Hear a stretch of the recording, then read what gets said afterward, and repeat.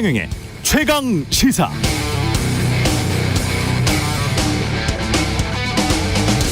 네, 미국에서는 올해만 32만 명 넘게 파업에 나섰습니다. 지난달에는 30년 만에 가장 많은 노동자들이 파업에 참여했죠. 임금 올려달라는 겁니다. 물가 올라서 못 살겠다 이런 거죠. 무엇보다 주요 언론, 미국의 주요 언론의 보도를 보면 우리처럼 파업하면 죄악시, 범죄시하는 분위기가 없습니다. 귀족 노조라는 단어도 찾아보기 힘듭니다.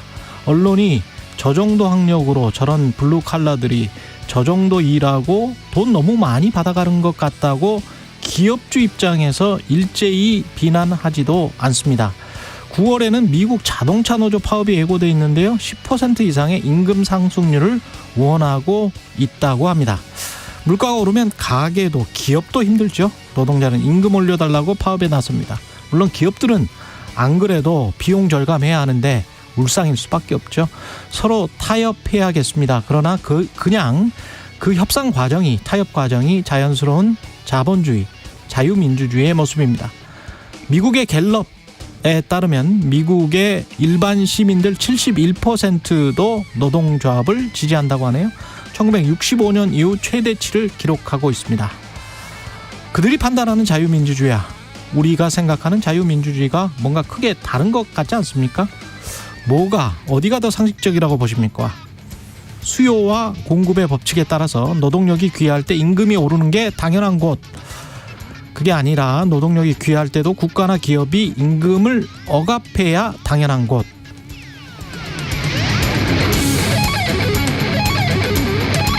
네, 안녕하십니까. 8월 8일 화요일 세상에 이익이 되는 방송 최경영의 최강시사 출발합니다. 저는 KBS 최경영 기자고요. 최경영의 최강시사 유튜브로도 실시간 방송합니다. 문자 참여는 짧은 문자 50원, 긴 문자 100원이 드는 샵9730, 콩어플 무료고요. KBS 1라디오 채널 정치, 경제, 사회문화 등 다양한 명품 콘텐츠가 있습니다. 구독과 좋아요, 댓글 많이 부탁드리고요. 오늘 최강시사 민주당 고민정 최고위원, 그리고 이현주 전 국민의힘 의원, 그리고 최강 로스쿨에는 봉지욱 기자가, 뉴스타파 봉지욱 기자가 출연합니다.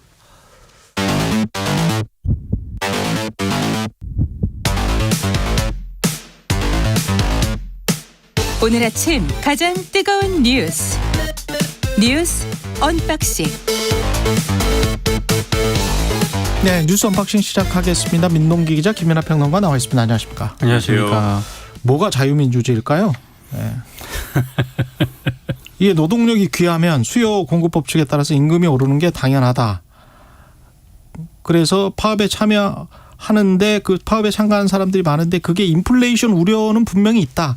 그것 때문에 그런 보도는 많이 나와요. 그렇죠. 근데 그 파업 자체를 죄악시하거나 바로 범죄시해서 이거는 국가를 생각하지 않는다. 이런 사람들은 나쁜 사람들이다. 거의 조폭과 같다. 이런 보도는 찾아보기가 힘들어요.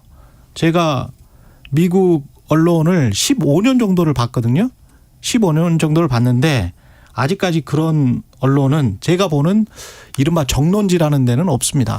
왜냐하면 자본주의를 바탕으로 한 자유민주주의 사회에서 이게 상식이죠. 노동 3권에 파업권이 들어가 있습니다. 그러니까요. 그 자체를 문제 삼을 수는 없는 거죠. 근데 우리나라는 이게 죄악시되고 범죄시돼요.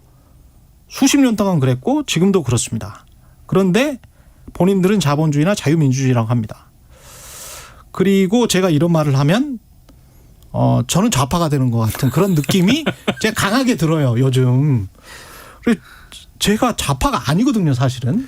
예. 아까 말씀하신 미국 사회나 언론의 그런 이제 노동조합의 파업이나 이런 거에 대한 태도나 이런 거는 사실 역사가 있습니다. 과거에 이제 루즈벨트 시절에 뉴딜이나 이런 걸 하면서 그러면서 이제 어떤 노동자들의 파업권이나 이런 것들을 정부가 굉장히 강하게 보장을 해주고 그것의 어떤 반대급부로서의 어떤 그 사업이나 이런 것들을 추진하는 그 과정에서 경제회복이나 이런 것들을 모색했던 거잖아요. 그렇죠. 그런 전통이 있기 때문에 사실 이제 지금과 같은 태도가 또 있는 거예요. 미국이 우리가 생각하는 것처럼 어떤 기업이라든가 이런 기업가들의 천국인 것만이 아닙니다. 사실은. 그런데 그럼에도 어쨌든 그 이면에는 노동조합의 보호를 받지 못하고 있는 이런 또 소외계층이나 비정규직이나 이런 문제가 사실 또 크죠. 미국은. 그런 면이 있는 있는 건데 우리는 사실 이 노동조합에 대해서 이제 그런 좀 우호적이고 전향적인 그러한 태도를 갖춰야 된다라는 정책이 추진된 예가 사실 없는 것 같아요. 역사적으로 되돌아보면은. 우호적인 필요도 없고요. 그냥 사실에 입각해서 여기서 이제 원칙이나 이론에 입각해서만 했으면 좋겠어요. 여기서 우호적이라고 표현한 건 이제 제가 이제 루즈벨트 뉴딜에 비춰갖고 이제 얘기를 한 건데 그런 경험이 없기도 하고 그러다 보니까 정치 권력하고 자본 권력하고 이제 언론 권력 이런 형태로 해가지고 유리한 쪽으로 이제 좀 이 운동장의 기울기를 기울이는 이런 역사가 있기 때문에 이렇게 된 건데 바꿔 나가야 되겠죠. 바꿔 나가야 되는데 길이 참 먼 것 같습니다. 제가 한 가지만 말씀드리면 뉴스 언박싱 본격 시작할 텐데요. 그 진폐증과 관련해서 제가 시카고 산업박물관 역사박물관을 가보니까 어린 아이들도 4살 5살도 오는 그런 박물관이에요. 그런데 미국에서 탄광 노동자들을 어떻게 대했는지 그래서 진폐증 환자가 얼마나 많이 생기고 그리고 얼마나 많이 죽었는지 그걸 담담하게 사실로 기록을 쭉 해놨더라고요. 1900년대 초반에 어떤 일이 있었는지를 그게 산업사에 쭉 들어가 있어요.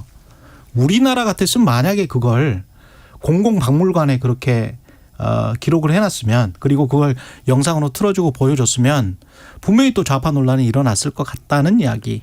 공공박물관이 좌파 선동한다고 그랬겠죠. 예. 그런 이야기입니다. 예. 6824님 세상이 어떻게 움직이는지 오늘도 최강시사 함께합니다. 일터에서 좋은 소식도 기다려봅니다. 이렇게 말씀하셨습니다. 새만금 잼버리와 관련해서는 기상악화로 결국은 다 철수를 했습니다. 그러니까 태풍 카눈이 지금 북상하고 있지 않습니까? 잼버리 참가자 3만 6천여 명을 정부가 수도권으로 대피시키기로 어제 결정을 했습니다. 오늘 오전 10시부터 새만금 야영지를 떠나고요. 버스 총 1000여 대에 나눠 타서 비상숙소로 이동할 예정입니다. 새 숙소는 수도권을 중심으로 마련이 될 예정인데 정부가 밝힌 내용을 보면 서울, 경기, 인천, 천안 등에서 뭐 고등학교라든가 대학 기숙사, 기업 종교기관 연수원, 군 시설 등을 취합해서 실제 사용 가능성 등을 점검할 예정이다. 이렇게 일단 밝히고 있거든요. 그리고 지금 K-팝 콘서트가 원래 새만금에서 전주 월드컵 경기장으로 변경이 되지 않았습니까?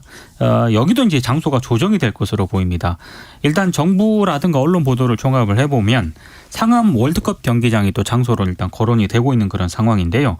어찌됐든 이 새만금 잼버리는 뭐 준비 부족이라든가 운영 미숙 논란 끝에 조기 마무리 수순을 밟는 그런 모양새인데 김현숙 여성부 장관의 판단은 조금 다른 것 같습니다.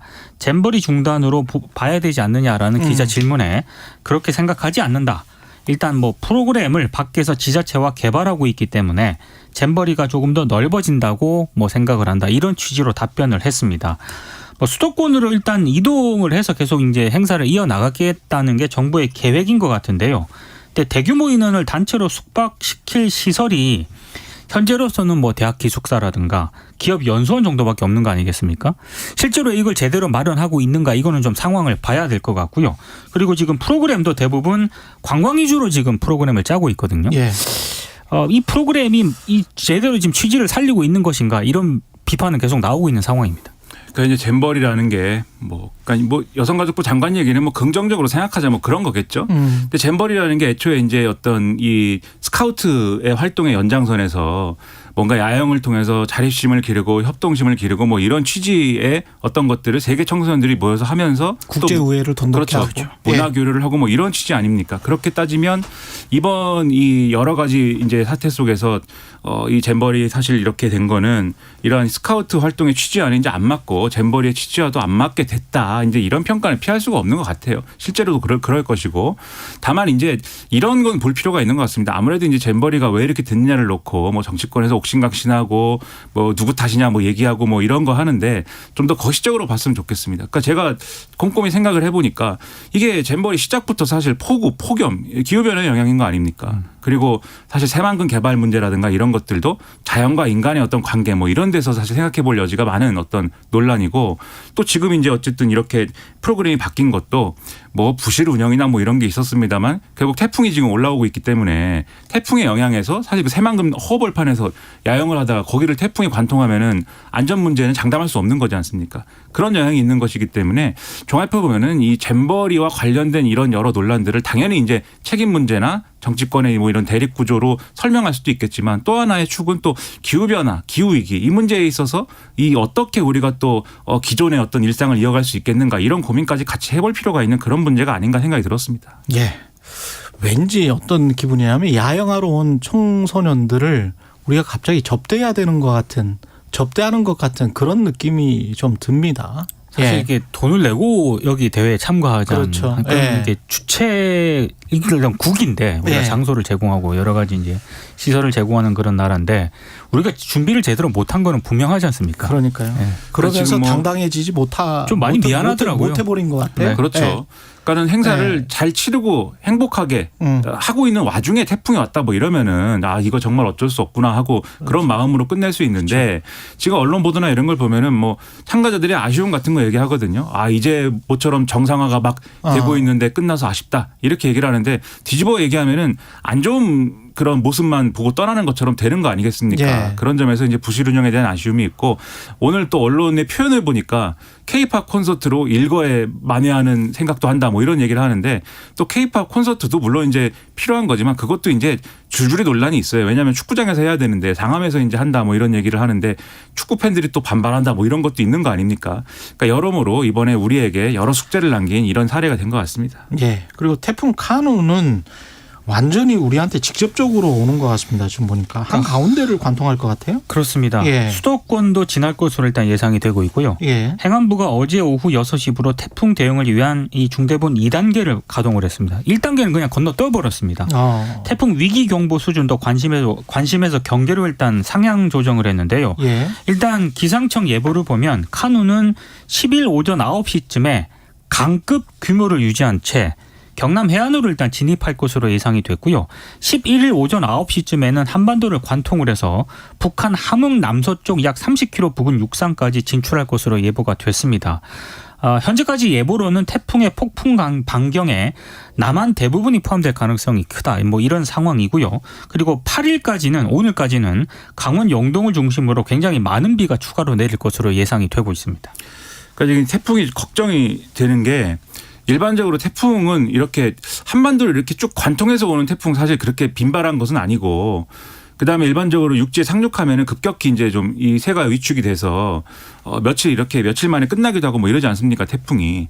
그래서 그렇게 된다 그러면은 피해가 어쨌든 이제 예년 수준의 피해를 예상해 볼 수 있겠지만 지금 그럴 거냐에 대해서는 조금 우려를 좀 해야 될 것 같아요. 그렇죠. 그래서 우리가 태풍 때문에 막 부들부들 떨 필요까지는 없겠지만 최악의 상황까지 가정을 하고 준비를 하고 대비를 하고 이런 것들이 필요할 것 같은데 왜냐하면 지금 이 카눈이라는 태풍이 보통 이제 태풍이 발달을 하는 과정이라는 거는 바다의 수온과 관련이 있거든요. 그렇죠. 지금 바다의 수온이 여러모로 한 1, 2도 정도 높아졌다라고 하면은 이 바다 수증기를 다 이렇게 흡수를 해서 지금 이제 상당히 이제 덩치를 키우는 그런 과정이다라고 평가를 하는 건데 그렇더라고요. 지금 네. 카눈도 그러한 이유로 지금 이 등급이 올라갔습니다. 커졌습니다. 올라오면서 더 커지고 더 세지고. 그렇습니다. 예. 두 번을 꺾어버렸어요. 방향을. 그렇죠. 그런 것도 이제 사실 또 기후에 영향이 있는 것이 지금 이제 우리 이 태풍이 빨리 이제 경로가 빨리 이동을 하려면은 그러니까 우리 이 내륙에 상륙하고 나서도 빨리 이동을 해야 이것도 사실은 피해를 줄일 수 있는 거 아니겠습니까? 한 군데 머물기보다는. 그렇죠. 근데 그러려면은 이제 기류의 이동이나 이런 것들이 빈발해야 되는데 우리는 또 지금 그렇지 않은 상황인 것이고 여름인데다가 그리고 지금 최근에 태풍의 이 어떤 사례를 보면은 내륙에 상륙해서도 계속해서 바다 수증기를 공급을 받게 돼서 이 규모를 줄이지 않는 이 어떤 일정 시간 동안 그런 사례들도 많이 있었기 때문에 그런 점까지 고려를 하면 이번에는 정말 대비를 철저히 해서 지금 지난번에 폭우 피해나 이런 것들도 사실 여러모로 좀 대비를 할 수 있었던 것들이 있었던 거지 않습니까? 이번엔 정말 그런 피해가 다시 일어나서는 안 된다라는 것을 좀 명심하면서 대비를 해야 될 것 같습니다. 그리고 민주당 혁신위가 대의원제 폐지 방안을 포함해서 이게 마지막 혁신위 방안인가요? 10일 발표하기로 했다는데. 그러니까 지금 사퇴 대신에 예. 활동 기한을 일단 단축하는 쪽으로 방향을 잡은 것 같습니다. 최대한 어떤 방안들을 많이 내놓겠다. 그렇습니다. 예. 일단 위원장이 계속 설화에 휩싸이니까 예. 활동 조기 종료를 위해서 속도를 내기로 일단 했고요. 그래서 혁신위 관계자가 밝힌 내용을 보면 8월 말까지 혁신위 활동을 마무리하는 것을 목표로 최대한 빨리 합의되는 대로 혁신안을 발표하기로 했다 이렇게 밝혔거든요. 예. 언론 보도를 보니까 20일까지 일주일에 두 번씩 혁신안을 몰아서 발표하는 방안을 혁신위가 검토를 하고 있습니다. 이를테면 오는 10일 공천 규칙 개정과 함께 대의원제 축소 방안을 혁신안으로 발표할 예정이고요. 이 대의원 비중 축소라는 게 전당대회 당 지도부 선출 방식과 직결이 되고 있기 때문에 민주당에서는 상당히 민감한 그런 사안인데 민주당 대표 선거에는 대의원 투표가 30%, 권리당원 투표가 40%가 반영이 되는 구조잖아요. 그래서 대의원 한 명의 표가 권리당원 60명 표만큼의 가치가 있는데 이래서 이해관계가 첨예하게 갈리거든요. 예. 일단 뭐 언론들의 표현을 보면 친명계 정치인하고 강성 당원들은 비명계 현역 의원의 입김이 작용할 수 있는 대의원제 폐지를 주장을 하고 있는 그런 상황이고 반면에 이제 비명계 의원들은 만약에 대의원제 없애고 전당원 투표를 강화하자고 하는 쪽은 팬덤 정치를 강화하려는 시도다. 이렇게 지금 반대를 하고 있는 그런 상황입니다. 그래서 혁신위가 뭐 정치 신인에게 경선을 보장을 하거나 가산점을 확대하는 등의 총선 규칙 이 변경도 지금 검토를 하고 있는 그런 상황입니다. 어떤 내용을 발표를 할 것인지에 따라서 또 민주당이 한번 되게 시끄러워질 것 같습니다. 뭐 우리 속담에 정리가 안 되나요 민주당은? 계속 그 헛바퀴 도는 것 같아요. 우리 속담에 네. 혹 때려다 혹 붙인다 뭐 이런 얘기 있지 않습니까? 네. 그 혁신위는 사실 혹을 떼는 역할을 했어야 되는 건데 구체적으로는 뭔가 이 국민들이 공감할 수 있는 어떤 개혁 의제나 이런 것들을 던지면서 그런 걸 통해서 당내에 여러 가지 혁신위에 반발할 수 있는 이런 요소들을 압박을 하고 그러한 어떤 정당성, 개혁의 정당성을 토대로 해서 내부의 어떤 문제도 해결해 가는 그러한 모습을 따라야 됐는데 지금 보면은 그 여명 비례 투표 그 논란 때문에 완전히 이제 어떤 개혁적인 어떤 그런 모습에서는 주도권을 완전히 상실해 버린 것이고 이 동력을 상실해 버린 상황에서 빨리 끝내는 게 좋겠다. 이런 또 하나의 혹이 이제 민주당이 돼버린 그렇죠. 혹을 때려다가 그런 상황에서 이제 내부 규칙이나 뭐 이런 얘기를 하면은 이게 혁신위를 통해서 뭔가를 해결하고 새롭게 거듭는다 이런 문제가 아니라 이재명 대표가 만든 혁신위 때문에 더 내부의 어떤 항쟁이 커지고 논란이 커지고 혼란이 커진다 이렇게 돼버리는 거 아니겠습니까? 그러니까 혹을 때려다 혹을 붙이는 꼴이 돼버린 셈인데 이게 왜 이렇게 됐는지 민주당이 한번 다시 돌아보지 않으면은 이 해결이 안 되는 거죠. 근데 걱정되는 건 아마 돌아볼 새도 없을 거예요. 이제부터는 총선 앞두고 싸워야 되기 때문에 이런 판국이면 어떻게 돼야 되는 것인지에 대해서 참 우려가 큽니다. 아무것도 해결을 지금 못하고 있는 것 같아요. 이재명 대표를 비롯한 그리고 돈봉투 의혹과 관련된 사법 리스크 해결 안 됐죠.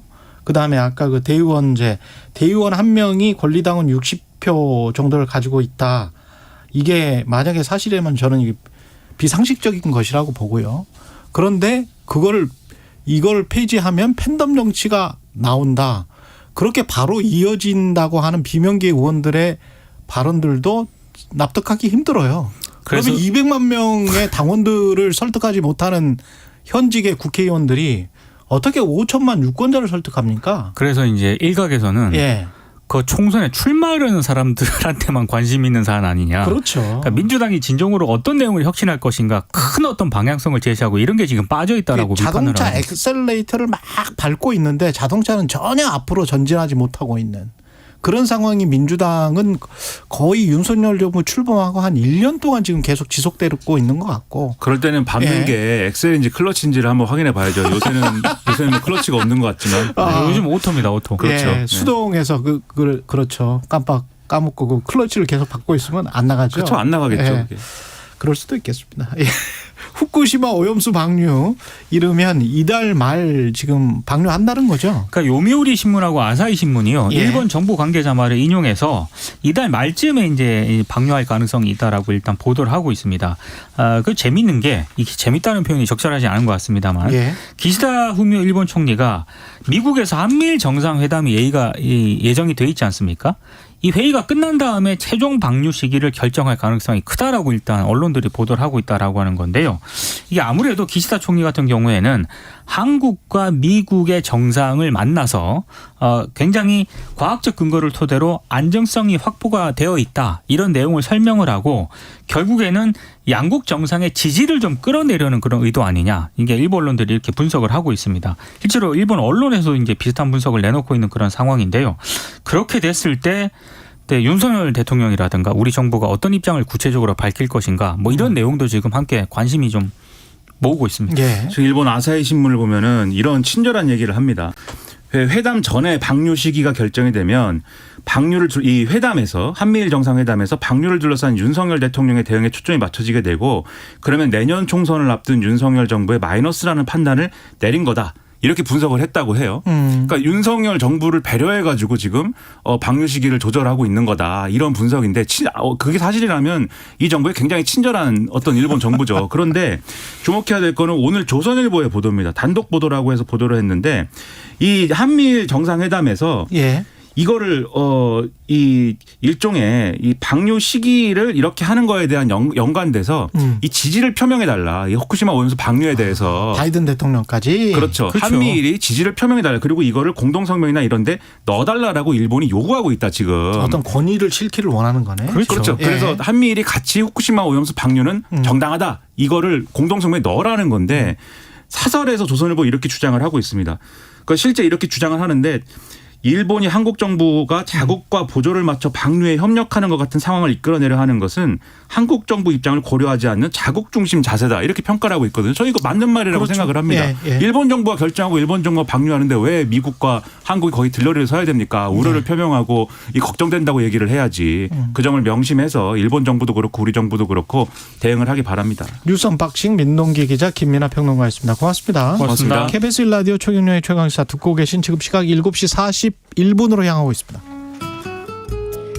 날씨 정보입니다. 오늘도 폭염 속에 소나기 예보가 있습니다. 서쪽 지역은 무덥겠습니다. 서울, 대전, 전주 36도까지 오르겠고요. 26도에서 37도의 낮 기온 보이겠습니다. 동쪽 비가 많이 오고 있는데요. 오늘도 영동 및 경북 동해안, 제주는 동풍의 영향으로 10에서 60mm의 비가 더 내리겠습니다. 특히 소나기가 내리는 지역에서는 충청 호남의 경우 80에서 100mm 안팎까지 쏟아질 수 있겠고요. 시간당 30에서 60mm 정도의 강도가 되겠습니다. 천둥, 번개, 돌풍 동반할 수 있어서 주의하셔야겠고요. 전국적으로 5에서 60mm의 강수량 예상됩니다. 북상하는 태풍 카눈의 영향으로 내일과 모레 전국에 매우 강한 바람이 불겠고요. 많은 비가 쏟아지겠습니다. 태풍 피해에 대비하셔야겠습니다. 전국 대부분 지역 50에서 200mm 안팎의 비가 쏟아지겠고 영동, 영남 200에서 400, 많은 곳 500mm 이상의 비가 예상되고 있습니다.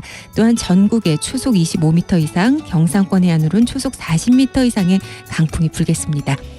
지금 서울의 기온은 28도입니다. 날씨 정보였고요. 다음은 이 시각 교통 상황 알아보겠습니다. KBS 교통정보센터의 이승미 씨입니다. 예시의 교통 상황입니다. 서해안고속도로 목포 방향으로 팔곡에서 용담터널까지나 비봉에서 정체가 되고 있습니다. 이후 대천휴게소 부근에서는 화물차 관련 사고 났습니다. 2차로에서 쏟아진 적재물 치우는 작업하고 있어서 주의하셔야겠고요. 영동고속도로 강릉 방향으로 서창 부근과 둔대 분기점에서 정체고 용인에서 양지터널까지 밀립니다. 중부 내륙고속도로 양평 방향으로는 감곡에서 작업 여파로 막힙니다. KBS 교통정보센터였습니다. 오늘 하루 이슈의 중심. 당신의 아침을 책임지는 직격 인터뷰. 여러분은 지금 KBS 1라디오 최경영의 최강시사와 함께하고 계십니다. 네, 민주당 혁신위를 둘러싸고 논란이 계속되고 있습니다. 당 지도부에서는 어떻게 바라보고 있는지 고민정 최고위원 모시고 이야기 나눠보겠습니다. 안녕하십니까? 네, 반갑습니다. 예, 국회가 휴직인데 정치권 소식은 뭐 끊임이 없습니다. 혁신위 문제는 혁신위는 지금 거의 안에서도 흐지부지 된 것 같은 그런 느낌이 들어요. 언론 보도만 보면. 아무래도 네. 처음 기대감이 높은 만큼 이제 혁신의 정당성을 확보를 해야 본인의 이제 발언들이 파급력도 커질 수밖에 없는 것인데 네. 그런 정당성들이 훼손되는 사건들이 몇 번 있다 보니까 더 그런 것 같고요. 특히 이제 최근에 노인 폄훼 발언 관련해서는 민주당이 그동안 비판받았던 거는 사과할 거면 화끈하게 하고 그리고 진정성 있는 모습을 보이고 정치라는 게 다 사람이 하는 거라 잘못이나 실수나 있을 수 있잖아요. 근데 그걸 어떻게 국민들에게 설득하고 반성하는 모습을 보이느냐라는 것이었는데 이번 혁신위원장님의 모습은 즉각적인 사과를 하지 않음으로 인해서 그 골든타임을 좀 놓쳐버렸다 하는 아쉬움이 상당히 좀 많이 듭니다. 근데 그런 와중에도 지금 대의원제 폐지에 준하는 혁신안이 나올 것이다. 그런 네. 보도들이 나왔고 이거는 그 전부터 혁신위가 생기기 전부터 첨예하게 대립했던 문제들 아닙니까? 사실 대의원제 폐지 문제는 이 숫자 조정을 얼만큼까지 할 거냐. 지금 1대 60은 사실이에요. 그 정도 된다 그래요. 근데 이제 갈수록 당원 숫자가 많아지기 때문에 나타나는 현상인데요. 그러면 이제 그 숫자 조정들은 뭐 이제 매번 해야 하는 것은 당연한 일이라고 생각합니다만 이거는 전당대회에 필요한 제도이거든요. 총선을 앞두고서는 전혀 일반 유권자나 국민들에게는 적용되지 않는 사안인데. 아, 그렇습니까? 그렇죠. 당원 50, 여론조사 50 할 때 그 당원의 대의원이 네. 뭐 가령 한 표가 60표가 되는 그런 거는 없어요? 국회의원 뭐 공천할 때? 없죠. 아, 그건 없어요? 아. 그러니까 전당대회에서 최고위원 선출하거나 네. 당대표를 선출할 때 필요한 거거든요. 아, 그렇군요. 공천이랑 상관없네, 그러면. 그래서 지금 할 이유가 전혀 없다라는 게 많은 의원들의 생각입니다. 예. 왜냐하면 대의원제를 폐지한다는 것이 갖는 각 지역 위에서의 상황들이 굉장히 좀 복잡하거든요. 그렇겠습니다. 실제로 예. 당원으로서 활동하려는 사람들에게 사람들을 모집하는 것도 쉽지 않고 근데 이제 그분들이 할 수 있는 권한은 그나마도 이 투표권밖에 없는 것인데 이것을 완전히 없애겠다고 하면 각 지역위별로는 어떻게 이 대의원들을 꾸려갈 수 있을 것인가에 대한 문제들이 있어서 치열한 토론이 발생할 수밖에 없는 사안이거든요. 예. 그래서 전당대회를 원래대로 하면 내년 총선 이후가 될 텐데 그 전에 전당대회를 할 거라면 필요하겠죠. 예. 그 전에 전당대회가 하려면 결국은 이재명 대표가 물러나는 것밖에는 상황 발생이 생겨날 수 있는 게 없거든요. 예. 그래서 대표가 그만두는 상황을 가정하는 것이 아니라면 굳이 대의원제 폐지 문제를 지금 거론할 이유가 없다. 근데 이거를 계속 거론하는 사람들은 왜 그런 거예요? 그래서 저도 그게 궁금한 겁니다. 오히려 이재명 대표님을 이 대표로서의 그 위치를 흔드는 거라고 저는 생각이 들어서. 예. 근데 거론하는 예. 사람들은 이른바 이제 친명계라고 분류되는 사람들이 오히려 그렇지 않습니까? 밖에 있는 대외 뭐 지금 현재 안에 그 기성 국회의원들은 아니지만 네네. 원외위원장들이 주로 그런 이야기를 많이 하는 것 같던데. 그래서 이 그 당대표가 조기에 내려오게 되면 전당대회가 열릴 수도 있으니 거기에 대해서 뭔가 준비를 해야 한다. 이런 논리 구조가 작동이 되고 있는데 저는 이제 같은 지도부이고 또 이재명 대표 체제 하에 있는 지도부이기 때문에 예. 그것을 가정하고 싶은 생각은 없습니다. 어떻게 보세요? 이 혁신위가 좌초 뭐 흐지부지 끝난다면 네. 이재명 대표에게도 책임이 있는 거라고 보십니까? 이재명 대표가 만든 거죠. 이 혁신위를. 뭐 당대표니까 당에서 일어나는 모든 것들은 예. 대표의 책임이 있을 수밖에는 없죠. 예. 그러나 혁신위가 필요하다는 논의는 상당수의 많은 의원님들의 공감대가 좀 있었고요. 요구 사항들도 좀 많았었던 상황이고. 예. 그래서 이 여당 쪽에서 이제 책임론을 얘기를 하시는 것 같은데 오히려 뭐 이태원 참사라든지 오송 지하차도 참사라든지 또 최근에 일어나고 있는 잼버리 예. 참사라든지 예. 상태라든지 여기에 대해서 정부 여당은 얼마나 책임 있게 대처를 해왔나 하는 걸 좀 되묻고 싶고 그러나 지금 현재 혁신위에 대해서 안팎으로 일고 있는 여러 가지 비판 여론들에 대해서는 지도부도 그렇고 저희 민주당 의원들도 그렇고 무엇보다 현재 혁신위를 구성하고 있는 그분들도 좀 고민하고 어떻게 이 문제를 타개해 나갈 것인가에 대해서 치열하게 좀 논의를 해야 된다는 생각이 들어요. 그럼 민주당은 검찰이 정치를 해서 그렇다라고 주장을 하고 있습니다만은 그럼에도 불구하고 이재명 대표가 1년 동안 어떤 성과를 그 가시적인 성과를 못 보여준 것 또는 민주당의 지지율이 뭐 민주당의 주장대로 국정 운영에 실패했다면 야당 제1야당의 지지율이 높아야 되는데 전혀 그렇지 못하단 말이죠. 그러면 그 이재명 대표가 그동안의 퍼포먼스 그 실적과 관련해서라도 뭔가 책임을 져야 되는 것 아닌가. 그래서 10월 사태설, 12월 뭐 거취결정설, 뭐 9월 뭐 영장 청구설, 뭐 그 이후에 이재명 대표가 어떻게 되느니 그런 것들이 당 내외에서 계속 나오고 있는 거 아니에요? 근데 이제 어떤 지도부든 예. 비판받지 않는 지도부는 존재하지 않는 것 같아요. 예. 저쪽 당이든 우리 당이든 예. 역사를 봐서라도. 그래서 어느 정도의 비판은 감내해야 된다는 생각을 기본으로 갖고 있고요. 근데 이제 지금 현재 나오고 있는 지지율에 대해서는 역대 이제 민주당의 지지율이 대선 패배 이후에도 이 정도로 유지된 적이 있었던가, 나름 견고하게 그 성을 지키고 있다라는 이제 분석도 있고, 또 한편에서는 말씀 주신 것처럼 윤석열 정부가 이렇게 못하고 있는데 왜 그 유리천장을 뚫어내지 못하는가에 대한 답답함들도 있지요. 그래서 계속 지금 보합 상태로 유지되고 있는 이 상황을 예. 어떻게 하면 타개할 수 있을 것인가. 근데 오히려 저는 한편으로는 작년 대선 이후 또 전당대회 이후 그 시기랑 비교를 해보면 상당히 뭐랄까 이상한 안전성? 그러니까 이상한 불균형, 예. 이상한 균형, 네 그런 기묘한 균형. 예, 그걸 이제 언론에서는 적대적 공생이라고 이야기를 하고 있어요. 그래요. 예. 상당히 이 당내 갈등이 심화돼서 균열되거나 갈라지거나 예. 이럴 우려들도 상당히 많았음에도 불구하고 예. 그렇지 않았다는 거. 그리고 그 여러 가지 어려움들이 많기는 했었지만 그래도 지금까지 이제 끌고 왔던 것은 좀 평가해 주실 수 있지 않나 하는 생각이 듭니다. 그 돈봉투 관련해서는 검찰이 지금 어떤 정치를 하고 있다고 보십니까? 전 굉장히 비열하고 저급한 방식으로 생각합니다. 예. 검찰이 언론에 흘리기를 한 행태는 뭐 한두 해 있었던 일은 아니죠. 이미 검찰 내부에 있는 뭐 보도에 관련된 어떤 규정들을 보면 내용들을 절대로 흘려서는 안 된다고 되어 있지만 국민들에게는 법을 그렇게 지키라고 강요하면서 본인들은 법을 지키지 않고 있고 법 위에 군림하고 있는 모양새이거든요.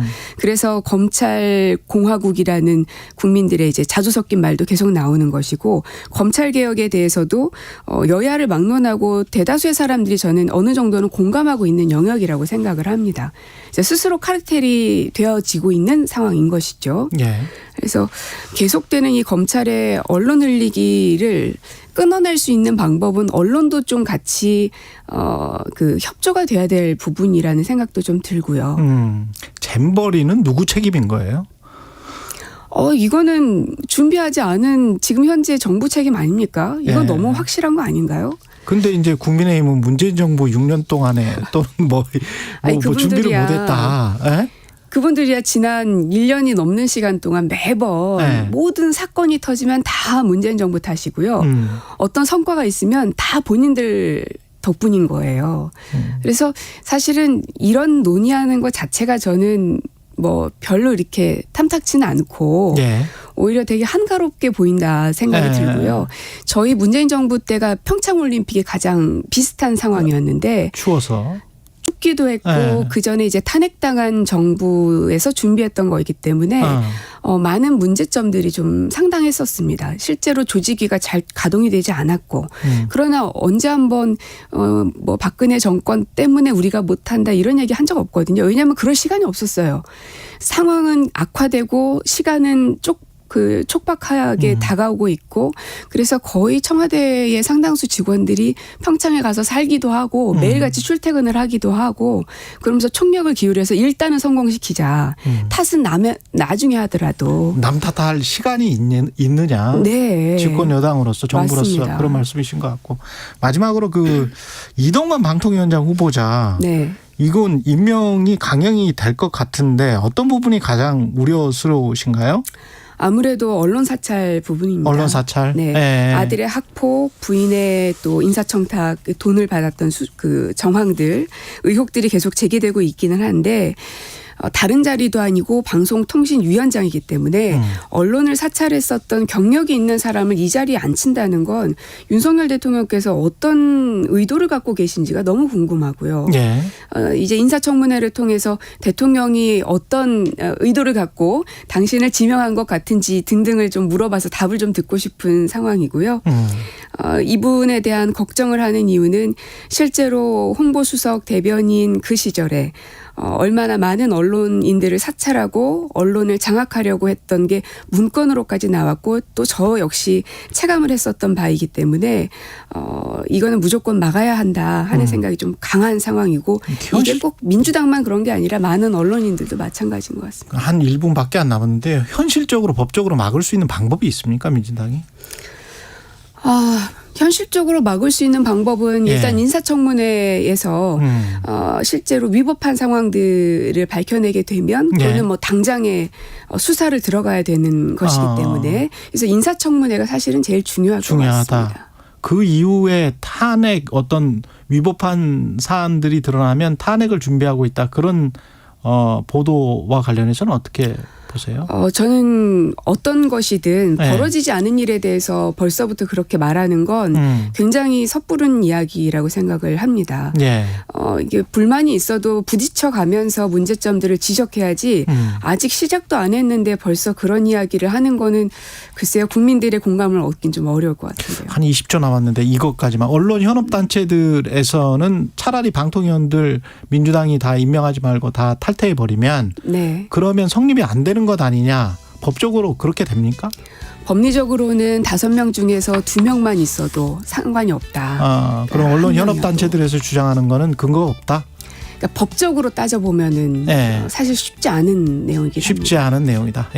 지금까지 고민정 민주당 최고위원이었습니다. 고맙습니다. 네, 고맙습니다.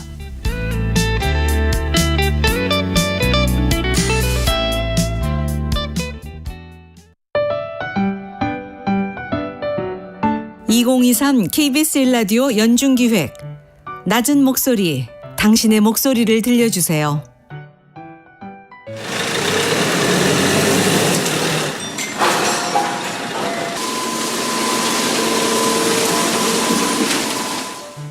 레미콘은 저는 운행하고 있는 이광주라고 합니다. 콘크리트, 그러니까 레드 믹스트 콘크리트라고 해서 그걸 줄여가는 레미콘인데 그거 뭐 사방팔방 안 가는 데가 없어요. 도심서부터 뭐 강남, 뭐 반포 다 돌아다녀요, 다요. 그래도 내가 가서 어느 한 부분에 일정한 역할을 했으니까 건물 올라갈 때 이게 마음이 뿌듯하고 좋죠. 이게 더워서 더구나 타설할 때는 펌프라 그래요. 콘크리트를 쏘아 올리는 거기 열이 엄청나요, 이게. 그럼 엄청 덥죠. 특히 저 골목길 들어갈 때 승용차들이 세워나가지 들어가질 못해요. 그러니 참 애를 먹어요. 차 빼달라도 안 빼주고 소리가 아무래도 소음이 크죠. 그러니까 좁은 골목길 주택가에서는 짜증이 나지. 시끄러우니까. 그렇다고 우리 특성상 시동을 끌질 못해요. 끄면은 통이 안 돌면은 이 고무리가 굳어요, 안에서. 그 품질이 저하되고 때문에 무조건 시동을 켜놔야 돼요, 저거는. 이 차의 특성이 그거예요. 그러기 진짜 힘들죠. 어느 현장에는 우리 레미콘이 다 들어가게 돼 있죠. 콘크리트가 없으면은 건물을 지을 수가 없으니까요. 그러니까 서로 돕고 살자 이거죠. 돕고 사람은 자기가 또 어떤 경우가 닥칠지 모르는 거고 사람이 역전될 수도 있는 거고 남을 생각하면서 살았으면 좋겠습니다. 서로를 좀 더 이해하고 갈등을 줄여갈 수 있길 희망합니다. KBS 1라디오 연중기획 낮은 목소리였습니다.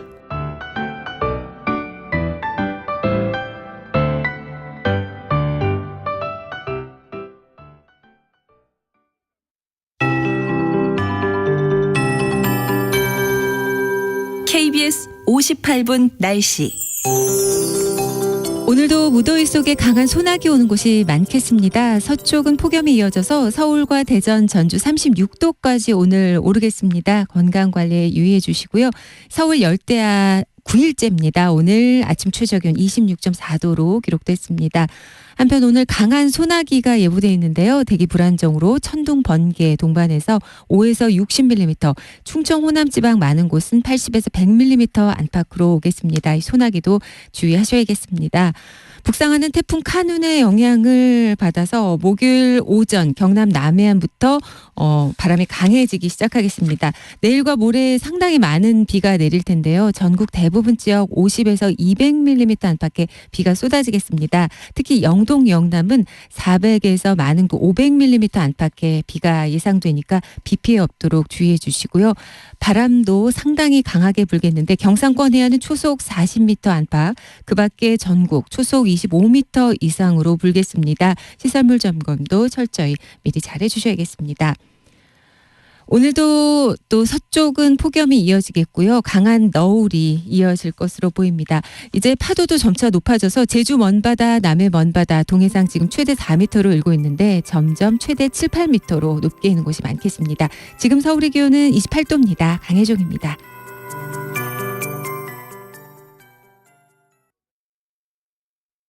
정성을 다하는 국민의 방송 KBS가 8시를 알려드립니다. AM 711kHz, FM 97.3MHz, KBS 1라디오입니다. HLKA.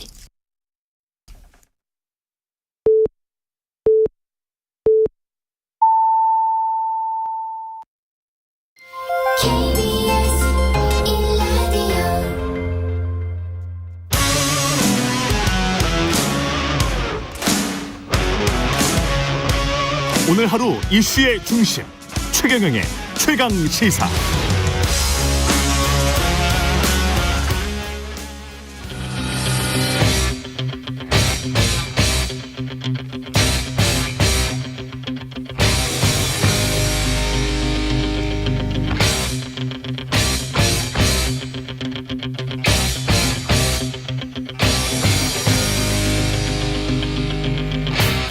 네, 답답한 정치 이슈를 팍팍 때려보는 시간입니다. 정치펀치 이현주 전 국민의힘 의원과 함께하겠습니다. 안녕하십니까? 네, 안녕하세요. 예, 지금 홍준표 대구시장이 똑똑하고 맑은 사람이다. 이현주 전 의원을 당에서 키워주었으면 한다. 네. 예, 본인의 소통 채널을 통해서 똑똑하고 맑은 사람이다라고 칭찬을 들으신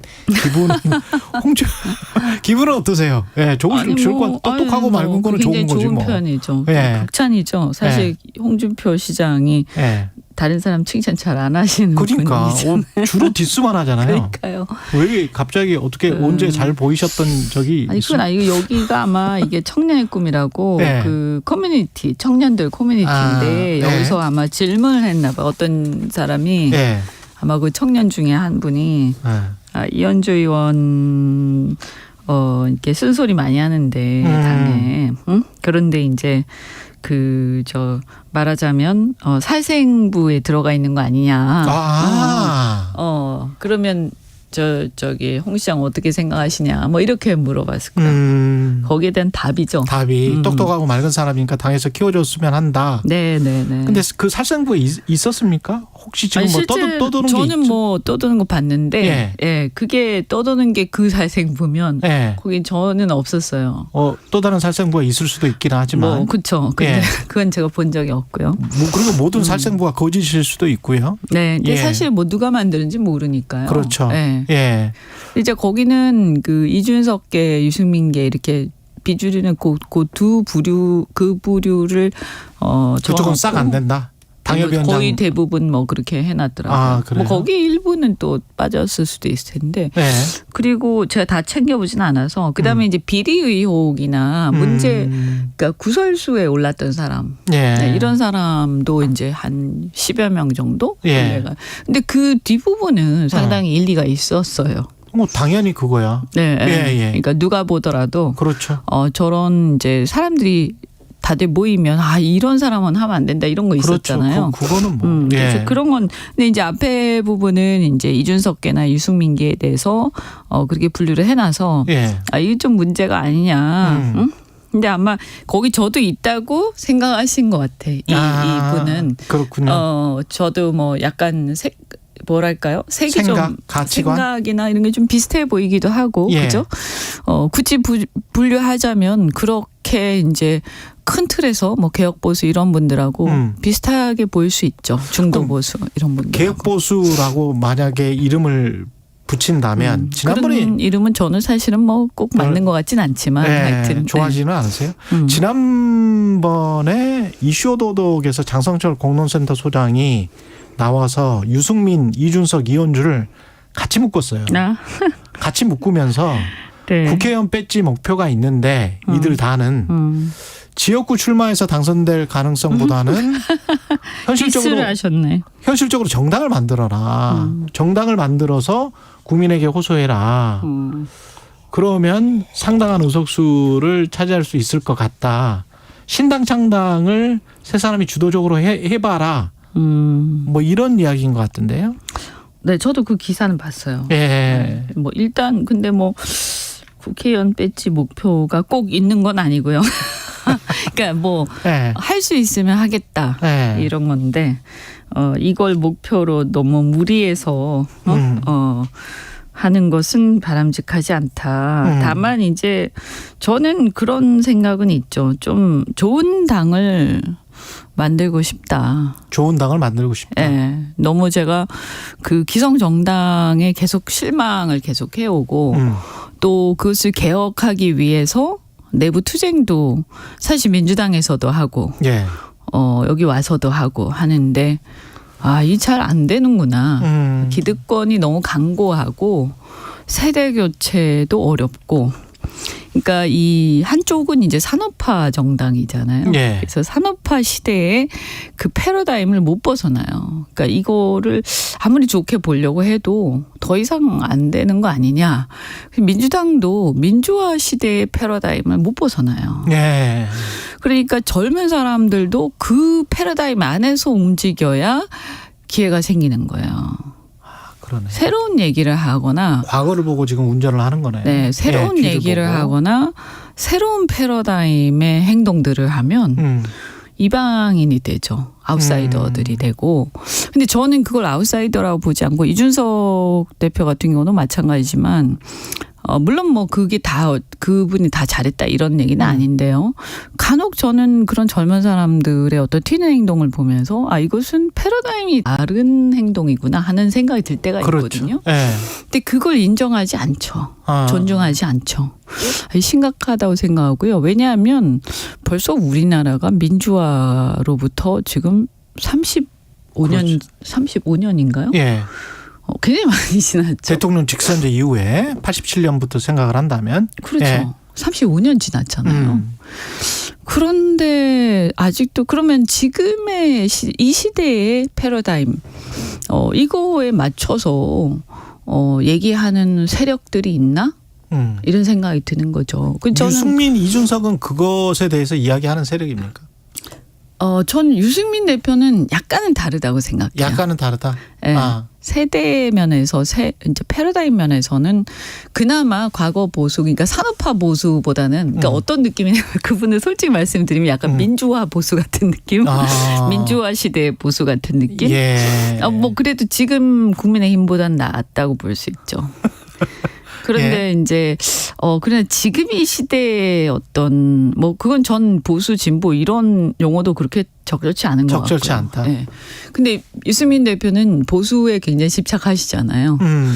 이러면 내용을 보면 이렇게 뭐 어떤 지지하거나 이제 그러니까 그 지향하는 바는 비슷한데 용어 선택이나 이런 것들은 조금 보면 이분 그래도 세대 차이 좀 느껴지죠.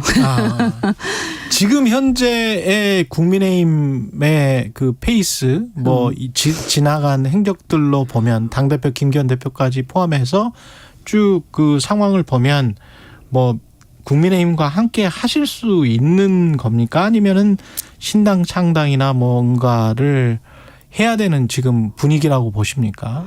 지금 국민의힘으로 보면 뭐 저 같은 경우에는 이런 상태에서 저는 출마는 못할 것 같아요. 국민의힘으로. 아, 그래요? 예. 바뀌지 않으면. 그러니까 공천 신청을 하는 것 자체가 신청 자체에도 자신이 없죠. 그러니까 무슨 얘기냐면 공천을 신청을 하고 그 당을 말하자면 그 당을 대변해서 내가 국회에 들어가서 이런 활동을 할 텐데 뽑아주세요 이렇게 해야 되는 거잖아요. 선거운동이라는 게 그런 거 아니에요?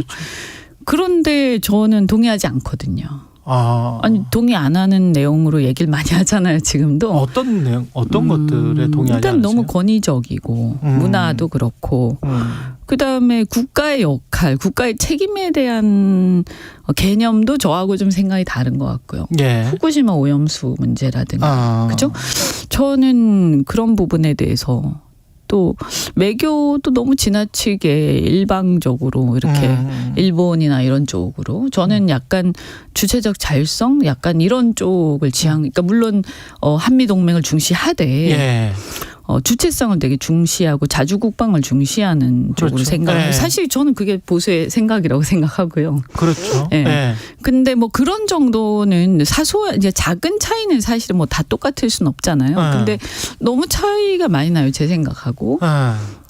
경제는 뭐 저는 그래도 비슷한 생각이 많이 있어요.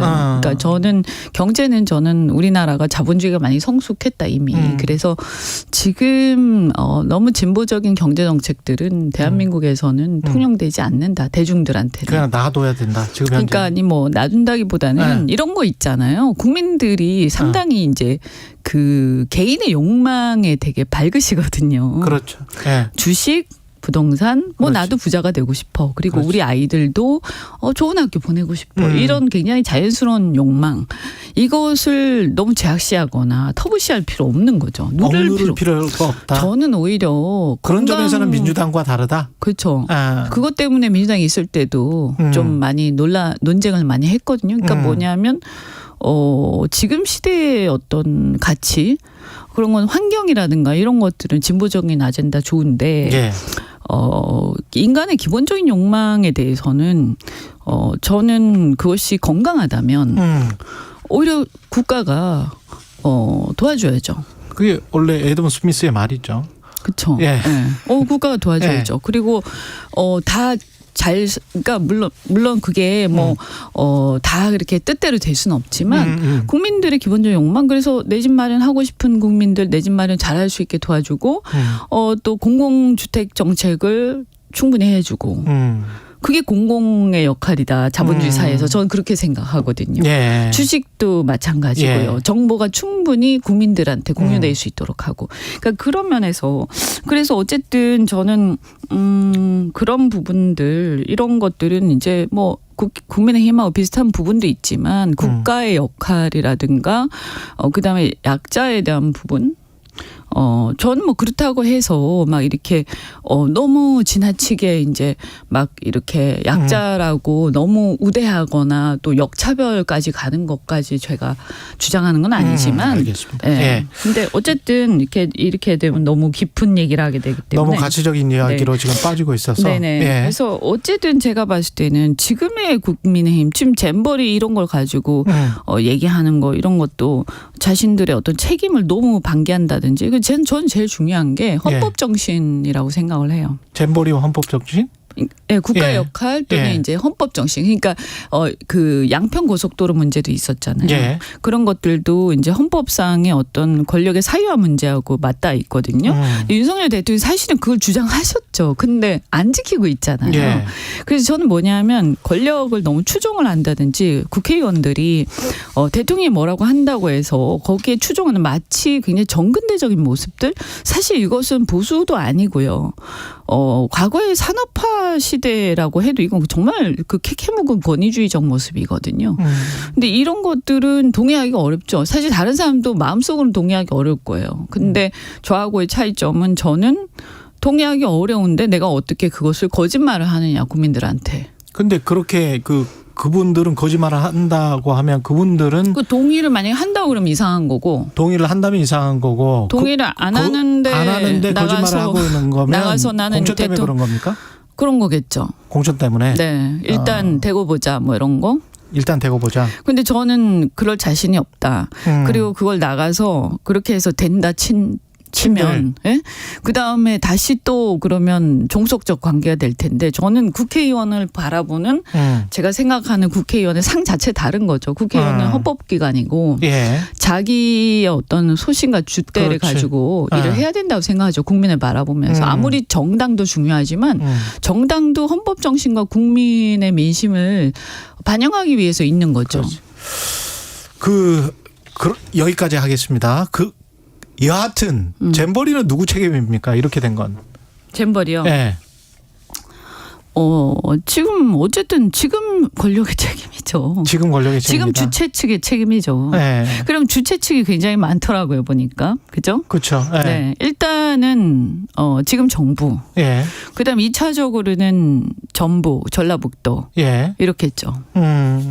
근데 그것과 관련해서 문재인 정부 탓이다라고 이야기가 여권과 대통령실에서 같이 나온단 말이죠. 이런 행태는 어떻게 보세요? 비슷한 일들이 지금 계속 반복되고 있는데. 저는 예. 그런 생각을 할 수 있는데 예. 일단 자신들이 지금 권력 갖고 있잖아요. 근데 그전 정부 탓을 하면 어쩌자는 거예요. 그러면 자신들이 지금 권력이 없으면 그렇게 말할 수 있는데 그건 아니죠. 지금 주최 측 아닙니까? 예. 그러니까 지난 정부를 탓하려면요. 그럼 이때까지 왜 가만히 있었어요? 그게 자연스러우려면 이때까지 그러니까 예를 들어서 작년에 정권을 딱 이양받고 네. 우리가 이렇게 잼버리 준비를 해봤더니 이게 너무 심하더라. 지난 정부에서. 아무것도 할 수가 없는 상황이다. 네, 이거 다 뒤집어 엎어서 싹 다 갈아엎고 새로 해야 되겠다 우리가. 근데 이거 우리가 짚을 거 짚어야 되겠다. 지난 정부의 문제를. 그러면서 작년에 그 얘기를 했으면 그건 설득력이 있죠. 그러네. 예. 근데 사고 치고 나고 나서 지금 와서 예. 책임을 미루는 걸로 보이죠, 이것은. 예. 저는 정권이 교체가 됐을 때 국민들이 오히려 말이죠. 작년에 인수위 시절이라든가 이럴 때 그런 것들 얘기했었어야 된다고 생각해요. 예. 만약에 지적을 하려면. 네. 민주당 상황도 좀 짚어보겠습니다. 오늘 그 쌍방울 대북 송금 의혹 재판에서 이화영 전 경기도 평화부지사 이 증언에 따라서 사법 리스크가 뭐 줄어들 수도 있고 다시 불거질 수도 있는데 민주당 상황은 어떻게 보십니까? 지금 돈봉투 의혹까지 같이 묶여 있기 때문에 이재명 뭐 체포동의안 뭐 구속영장 이것도 뭐 추석 전으로 줄줄이 사탕으로 이렇게 쭉 올 거 아니에요? 네. 예. 그렇겠죠. 근데 뭐 이번에는 어쨌든 이재명 대표가 지난번에 체포동의안 뒤에 숨지 않겠다 이렇게 분명히 그렇게 했기 말씀을 때문에. 하셔서 예. 저는 뭐 이번에 그렇게 크게 뭐 논란이 될 만한 행동이 있을까 싶고요. 그래서 그냥 그 영장 심사를 받으시겠죠. 그럼 두 가지 가능성. 하나는 구속되거나 하나는 기각이 되거나. 근데 기각이 되면은 뭐 민주당에는 엄청난 호재겠지만 구속이 된다면 어떻게 되는 거예요? 민주당은? 그 내용에 따라 좀 다르겠죠. 저도 뭐 내용을 잘 모르니까 어떤 내용인지 그게 만약에 뭐 그럴듯한 내용이다. 그러면 민주당도 이제 컨티전시 플랜 비상계획으로 가야 될 거고요. 그게 아니라 얼토당토 않다. 이거는 제가 남의 당 얘기를 하긴 그렇습니다만 그런 민주당 내부에서 고민이 많겠죠. 투쟁할 거냐. 지금 총선 얼마 안 남기고 아니면 뭐 친정 체제로 갈 거냐 아니면 완전히 새로운 시스템으로 갈 거냐 여기서 이제 그들의 어떤 정치적 결단의 문제겠죠. 그러면 사법부의 판단을 받고 정치적 결단을 강요당하는 게 나은지 아니면 사법부 판단 전에 정치적 결단을 이재명 대표나 민주당이 하는 게 나은지 어떻게 보세요? 그것도 결국 그들의 결단 아닙니까? 그것도 그들의 결단이다. 그렇죠. 아니 그러니까 리스크가 얼마나 되는지 판단하셔야죠. 그건 본인이 가장 잘 알겠죠. 이재명 대표가 변호사들 얘기도 있고 하니까. 그냥 뭐 국민들한테 하는 그런 얘기 말고 내부적으로 전략 파트에서 판단하겠죠. 그것과 연관돼서 뭐 10월 사태설 이런 것들이 나오는 걸까요? 뭐 그럴 수도 있겠다 싶긴 한데요. 그런데 이렇게 만약에 그렇게 뭔가 사태설이라든가 이런 걸 한다고 하면 그건 조금 더 멋있게 해야 되겠죠. 조금 그렇죠. 더 본인들이 이렇게 만약에 정말 단호하고 결단력 있게 그죠? 이게 뭔가 국민 그 사실은 사태설 나와버리면서 그건 좀 약간 빛이 바랬고요. 또 또 그 내용도 그다지 저희가 봤을 때는 새로워 보이지 않고 이번에 사실은 혁신위는 그다지 성과 좋지 못했죠. 그렇죠. 왜냐하면 전 아쉬운 게 정말 정당 제도라든가 아까 제가 새로운 정당 얘기했지만 정말 이렇게 우리가 국민들이 다 이건 정말 문제하는 거 많거든요. 정당 제도라든가 정치 제도에서 예. 이런 걸 파격적으로 논쟁거리를 던지면서 그런 걸 가지고 막 싸움이 붙었어야 되는데 그렇지. 사실 대의원제 폐지 이거 말고도 일반 대중이 관심 있는 건 많잖아요. 뭐 지방선 의원들 정당 공천제 폐지부터 시작해서 후원금 문제, 그다음에 그 선거제도, 공천제도 문제 뭐 여러 가지 많은데요. 이런 것들에 대해서 좀 던져서 막 논쟁했으면 좋았을 텐데 그런 것은 사실은 대의원제 폐지 말고는 보이지 않았어요. 네. 그러다 보니까 뭐 이것저것 있긴 했는데 너무 막 지엽적인 느낌? 그러다 보니까 좀 구설수 가지고 자꾸 문제가 되는. 네. 그래서 사실은 그렇게 성과 좋진 않았죠. 그 지난번에 국민의힘 그 마지막 질문입니다만은 김재원 최고위원 같은 경우에 민주당이 파국을 맞게 된다면 이재명 대표가 파국을 맞게 된다면 그게 국민의힘에 안 좋을 것이다. 왜냐하면 비대위나 뭐 이런 전열을 정비하는 시간을 갖게 되면서 오히려 총선에 그리고 국민의힘에게 영향을 미칠 수 있다. 어떻게 보십니까? 그러니까 그런 거는 사실은 우리가 뭐 다 예측할 수는 없는데요. 우리 이렇게 얘기하잖아요. 완전히 망하는 게 적당히 망하는 것보다 낫다. 이런 얘기를 서로 많이 하잖아요. 그러니까 민주당뿐만 아니라 사실 국민의힘도 그렇죠. 그러니까 처음부터 다시 시작하는 게 나을 때도 있는 거거든요. 예. 그러니까 망할 거면 확 망해서 정말 혁신을 갖다가 밑바닥에서부터 할 수 있는 계기가 생긴다. 그런 취지로 말씀하신 것 같아요. 그렇겠죠. 그죠? 네. 국민의힘은 근데 그런 계기가 있습니까? 대통령이 그립감이 저렇게 강한데. 그러니까 이제 국민의힘의 문제는 대통령의 어떤 거취 이런 게 문제되기는 어렵잖아요. 그렇군요. 현재로서는. 예. 그러면 지금 문제의 가장 본질은 대통령하고의 관계에서 시작되는 거 아닙니까? 모든 게 지금 대통령이 너무 심하게 관여를 하다 보니까 생기는 거고 대통령의 성정 때문에 생기는 게 많은 거잖아요. 대통령의 철학이든 뭐든 간에. 그렇죠. 이거를 그러면 선을 그을 수 있냐? 쉽지 않겠죠. 선거 전에. 예. 예, 선거 후에는 저는 가능할 거라고 보고요. 예. 왜냐하면 선거가 끝나고 나면 무슨 고리 하나가 떨어지는 느낌이니까요. 그런데 그렇게 되면 이제 그래서 그 전에는 쉽지 않다. 그래서 저는 아마 이제 신당 얘기들도 나오고 이런 상태에서 그러니까 윤석열 대통령을 추종하는 세력으로서 정치를 계속할 것인지 아니면 독자적으로 자신의 어떤 정말 보수 노선 뭐 보수든 아니든 간에 어쨌든 자신의 어떤 정치의 길을 어렵더라도 그냥 이번에 정말 그냥 어떤 자기의 길을 가겠다 이렇게 할 건지 이게 이제 어려운 고민의 지점이죠. 선택의 순간들이 모두 다 두 당에게 다 다가올 수도 있겠습니다. 예. 네. 저는 뭐 그런 위기가 항상 기회고요. 저는 국민들의 입장에서 보면 그렇게 차라리 항상 춘추전국 시대 같은 것이 한번 왔을 때 그다음에 강력한 또 다른 질서가 형성되는 것이다. 새로운 질서는 그전에 전환기를 잘 극복했을 때 좋은 질서로 오는 거거든요. 저는 지금이 전환기적 위기라고 보고요. 예. 이런 전환기적 위기에서는 이 위기를 너무 힘들게 스트레스 받지 말고 저는 이걸 그럼 다음에 우리가 어떻게 할 건가 이렇게 생각하고 있다 보면 좋은 질서로 전환될 수도 있을 것이다. 알겠습니다. 그렇게 노력해야죠. 여기까지 듣겠습니다. 이은주 전 국민의힘 의원이었습니다. 고맙습니다. 네, 고맙습니다. 여러분은 지금 KBS 1라디오 최경영의 최강 시사와 함께하고 계십니다.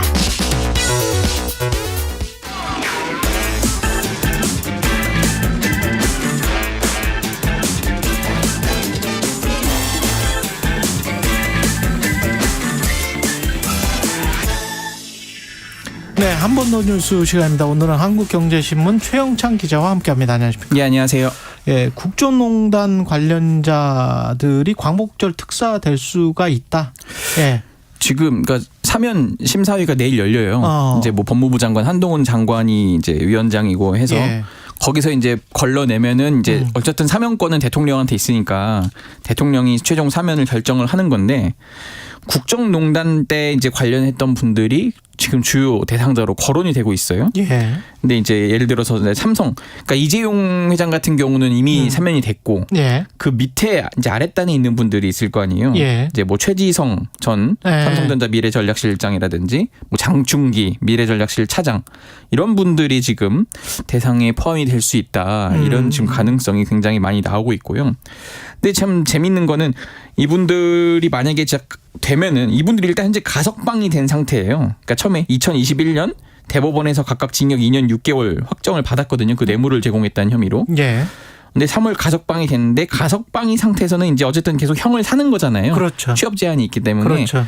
대부분 사면을 받고 싶어 합니다. 예. 그렇기 때문에 이번에 어쨌든 사면이 되지 않을까 싶은데 사면이 돼야 이사나 뭐 이런 게 될 수 있잖아요. 그럴 수 있죠. 예. 네. 근데 문제는 지금 사면권을 가진 분이 이제 당시에 특검 수사팀장이었던 윤 대통령이고 예, 그때 당시 수사특검팀의 부장검사였던 한동훈 장관이 또 심사위원장이다. 또 이런 좀 네, 상황입니다. 예.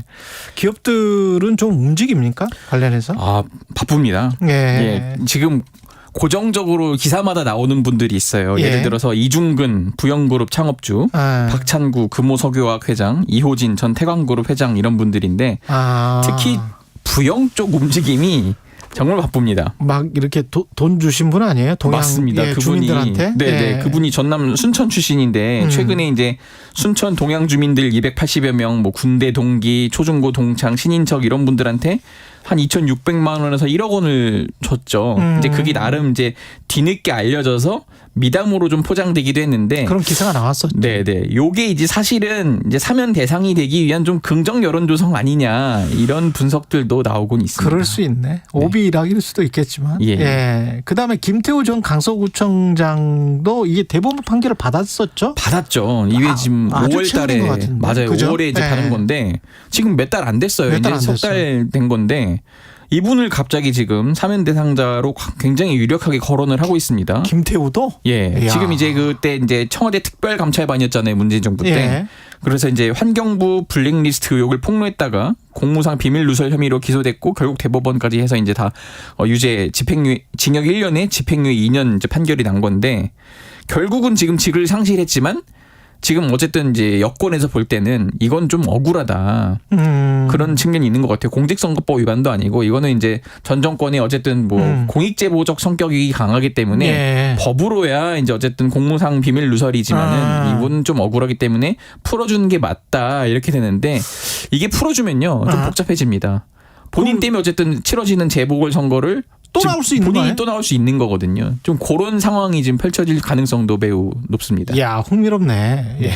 근데 지금 야권에서는 이거 너무 사법부 우롱하는 것 아니냐 예. 이런 비판도 나오고 있습니다. 그렇게 볼 수도 있겠고. 예.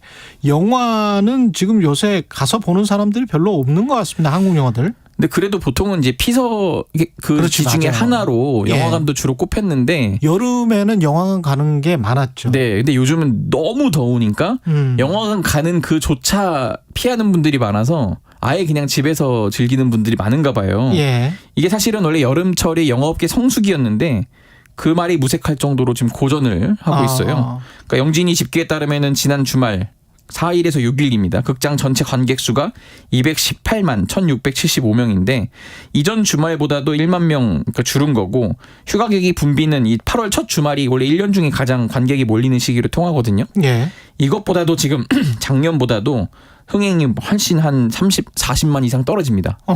그렇기 때문에 굉장히 근데 심지어 작년에는 아직 그 마스크가 끝나지 않아서 그렇죠. 그래서 잘 안 가던 시기였는데 그때보다도 흥행 실적이 저조한 거예요. 좀 그래서 우려를 좀 많이 낳고 있습니다. 지금 상영 중인 영화들이 밀수 뭐 이런 것들은 관객 수가 좀 어떻습니까? 그나마 이제 밀수가 조금 선전을 하고 있거든요. 이제 김혜수 배우가 출연하는데 누적 관객이 350만 명. 350만. 이 정도는 이제 선방을 하지만 이조차도 사실 시장 기대치는 못 미치고 문제는 지금 다른 영화들이에요. 다 대작들인데 하정우 주연의 비공식 작전.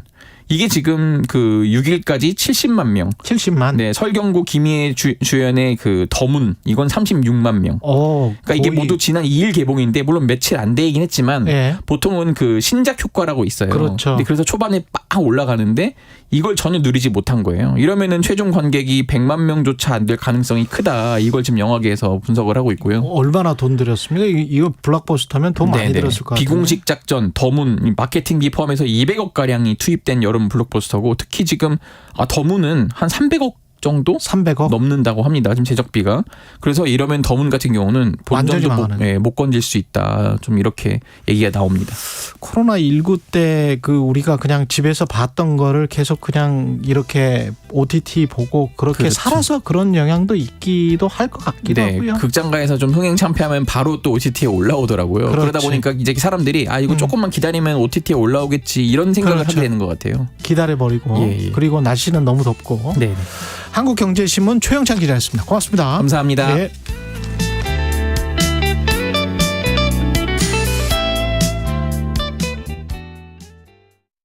잠시 후 8시 반부터 일부 지역국에서는 해당 지역 방송을 보내드립니다. 가자 배종찬입니다. KBS로 오는 길이 너무 행복해서 다 잊어버렸다. 시사본부가 역시 전통이죠. KBS의 역사라고 봐야 돼. 가장 공정한 방송이다. 고정해야 되지 않을까요? 고정해줘요. 배종찬의 시사본부 평일 낮 12시 20분 매일 고정입니다. 일라디오도 고정. 화이팅. 진행은 서툴지만 내용은 알찹니다. 진실의 편에서 정의의 편에서 약자의 편에서 뉴스를 전합니다. 주진우 라이브와 함께 더 많이 더 오래 웃었으면 좋겠습니다. 매일 오후 5시 5분 KBS 1라디오 주진우 라이브. 지금 시각은 8시 30분입니다. KBS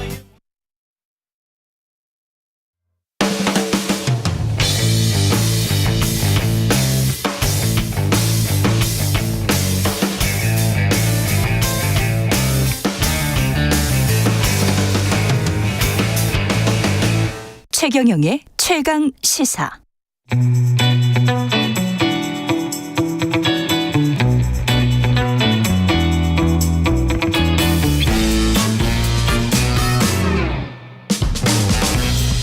네, 정치 시사 이슈의 법적 쟁점을 시원하게 파헤쳐보는 시간 최강 로스쿨. 오늘은 여름방학 특강입니다. 대장동 엑스파일 1타 강사 봉지욱 뉴스타파 기자 나오셨습니다. 안녕하세요. 네, 안녕하세요. 예, 박영수 전 특검이 구속이 됐는데 네.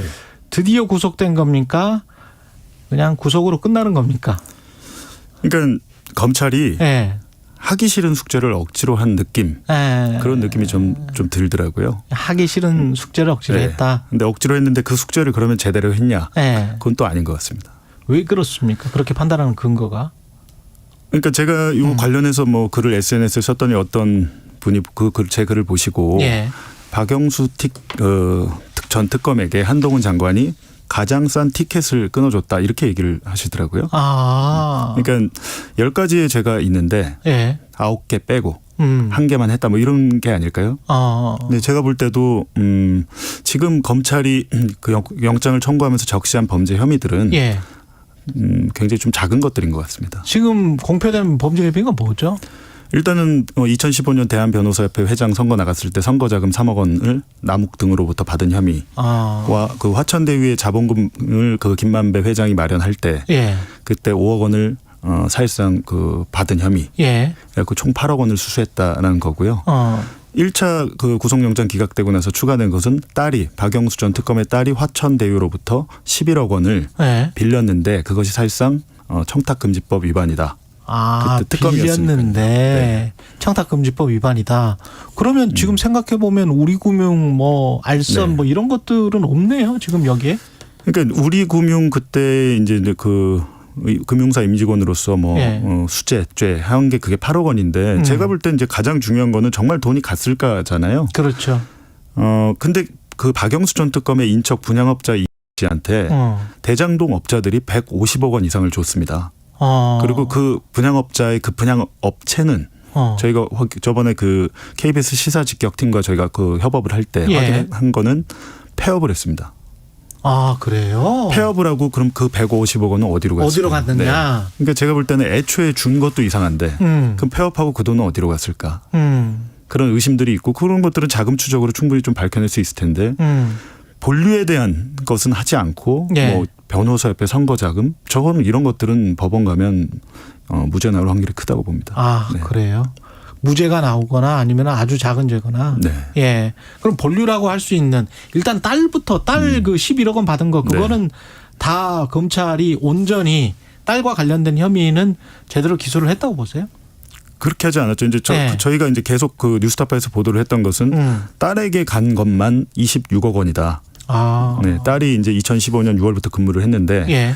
근무를 뭐 이분이 그냥 뭐 스스로 지원해서 했겠습니까? 네. 아버지 덕에 들어간 거잖아요. 예. 그러면 딸의 6년치 연봉 그리고 화천대유로부터 빌린 11억 원 그리고 아파트 또 미분양 난 걸 특혜 분양 받아서 거기에 대해서 한 7, 8억 원의 예. 그냥 그 수익을 봐서 그러니까 합치면 26억 원인데 이 부분 왜 딸에 대한 제3자 뇌물 가능성이 충분히 있는데 이 부분은 왜 수사를 안 하고 왜 그 혐의에 적용 안 하냐 했더니 이제 1차 영장 구속 기각되고 나서야 26억 원 중에 그 빌린 11억 원만 넣은 겁니다. 그 빌렸다는 게 확실히 빌리기는 빌린 거예요? 근데 저희가 그러니까 화천대유로부터 딸이 빌렸다? 네. 그러니까 자기가 다니는 회사로부터 11억 원을 빌려요, 직원이? 네. 그 내가 그럼 KBS로부터 11억 원 빌릴 수 있나? 그러니까 연봉이 한 6천만 원 정도 됐는데 네. 11억 원을 5차례에 걸쳐서 빌려줬는데 이제 저희가 또 최근에 보도를 했습니다만 5차례에 걸쳐서 빌려준 명목이 김만배 그 검찰 진술에 예. 생활비 명목으로 빌려줬다는 거예요. 생활비 명목으로? 네. 세상에 어느 회사가 생활비로 연봉의 한 20배에 해당하는 금액을 빌려주겠습니까? 연봉은 6천만 원씩 네. 주고 있는데. 근데 거기서 또 저 주목할 만한 그 김만배 진술은 원래는 이 딸이 씀씀이가 커서 아버지가 생활비를 보존해 줬는데 아버지가 특검이 되면서 월급이 줄어가지고 대신 준 거다. 그러니까 사실상 생활비를 준 거죠. 11억 원. 특검 월급도 많은데. 그러니까 이런 것들이 2년 전 수사 때 네. 2021년 10월 11월 수사 때 다 됐던 거예요. 예. 지금 검찰이 새롭게 하는 게 없습니다. 기존에 다 자기들이 수사했던 내용들 중에 발췌를 일부만 해서 좀 혐의로 적용을 하고 있는 거죠. 네. 지금 뉴스타파가 정영학 회계사가 직접 녹음한 음성 파일을 추가로 입수한 게 있죠. 그러니까 기존까지 알려진 거는 2021년 4월까지만 이제 정영 녹취록이 기록이 돼 있는데 그 이후에 이제 5, 6, 7, 8, 9월 이제 9월부터는 이게 언론에 나오고 검찰 수사가 막 시작되고 이러거든요. 예. 그러니까 한 4달치, 4-5달치, 5달치가 더 입수를 한 거네요. 그거 거기에는 뭐가 있습니까? 들어봤더니. 예를 들면 곽상도 전 의원이 하나은행 그 컨소시엄 깨질 뻔했을 때 뭐 도와줬을지 말을지 좀 논란이었잖아요. 예. 곽상도 재판 1심 재판에서는 하나은행 컨소시엄이 깨질 뻔한 게 맞아? 라고 의심을 했어요. 판사가. 그랬죠. 그 얘기는 뭐냐면 검찰이 제대로 입증을 못한 거잖아요. 네. 근데 그 부분에 대해서 정영학 회계사와 그 하나은행의 이모 부장하고 직접 나눈 대화도 있더라고요. 그러니까 이런 것들이 다 있어요. 검찰에 지금. 아 이미 있는데. 근데 왜 저는 입증을 못했는지 모르겠어요. 거기에는 깨질 뻔해가지고 우리금융이나 이쪽도 접촉하고 뭐 이런 게 있어요? 그런 부분에 대해서 나중에 문제가 될 수 있으니까 어떻게 해야 되고 대책을 논의하는 게 있는 거죠. 그렇군요. 그것도 있고 뭐 이제 2021년 9월이면 언론에 나오고 수사 시작되기 직전인데 얼마나 급박하겠습니까? 그렇죠. 그 상황에서 이제 정영학 회계사나 뭐 이성문 화천대유 대표가 나눈 대화를 할지. 이성문 화천대유 대표. 그런 것들이 이제 있습니다. 이 사건에 대한 내막을 알려지지 않은 내막을 알려주는 그런 좀 힌트들이 많이 있죠. 그런 화천대유의 주인은 제가 알기로는 제가 파악한 걸로는 김만배라고 알고 있는데 이성문은 대표라는 타이틀이 이성문은 뭡니까? 이성문 대표는 이제 2015년에 대장동 사업자로 선정되자마자 김만배가 데리고 온 인물인데 김만배 회장의 그 성균관대학교 동문 후배입니다. 바지 사장 같은 겁니까? 일종의 그럴 수 있죠. 왜냐하면 김만배 본인이 나설 수 없기 때문에. 근데 하지만 이성문 대표도 변호사고 법률 쪽에 해박하고 그 전에도 이런 업무를 좀 해봤나 봐요. 시행사 관련 업무를. 그래서 이제 이성문 대표가 사실상 이 뭐 돈이 나가고 들어오고 이런 것들에 대해서는 잘 알고 있는 거죠. 이 녹취록에서 아까 가장 중요한 내용들은 뭐가 있을까요? 아까 말씀하신 것 이외에. 그러니까 예를 들면 그러니까 제가 참 이 녹취록을 보면서 드는 생각은 일부 언론이 파편적으로 또 보도를 한 것들이 있어요. 예를 들면 뭐 이재명 후보가 대선 후보가 되면 이거 수사 못해. 뭐 할 수가 없어. 이런 말을 이성문 대표가 했다. 이런 녹취록이 있다.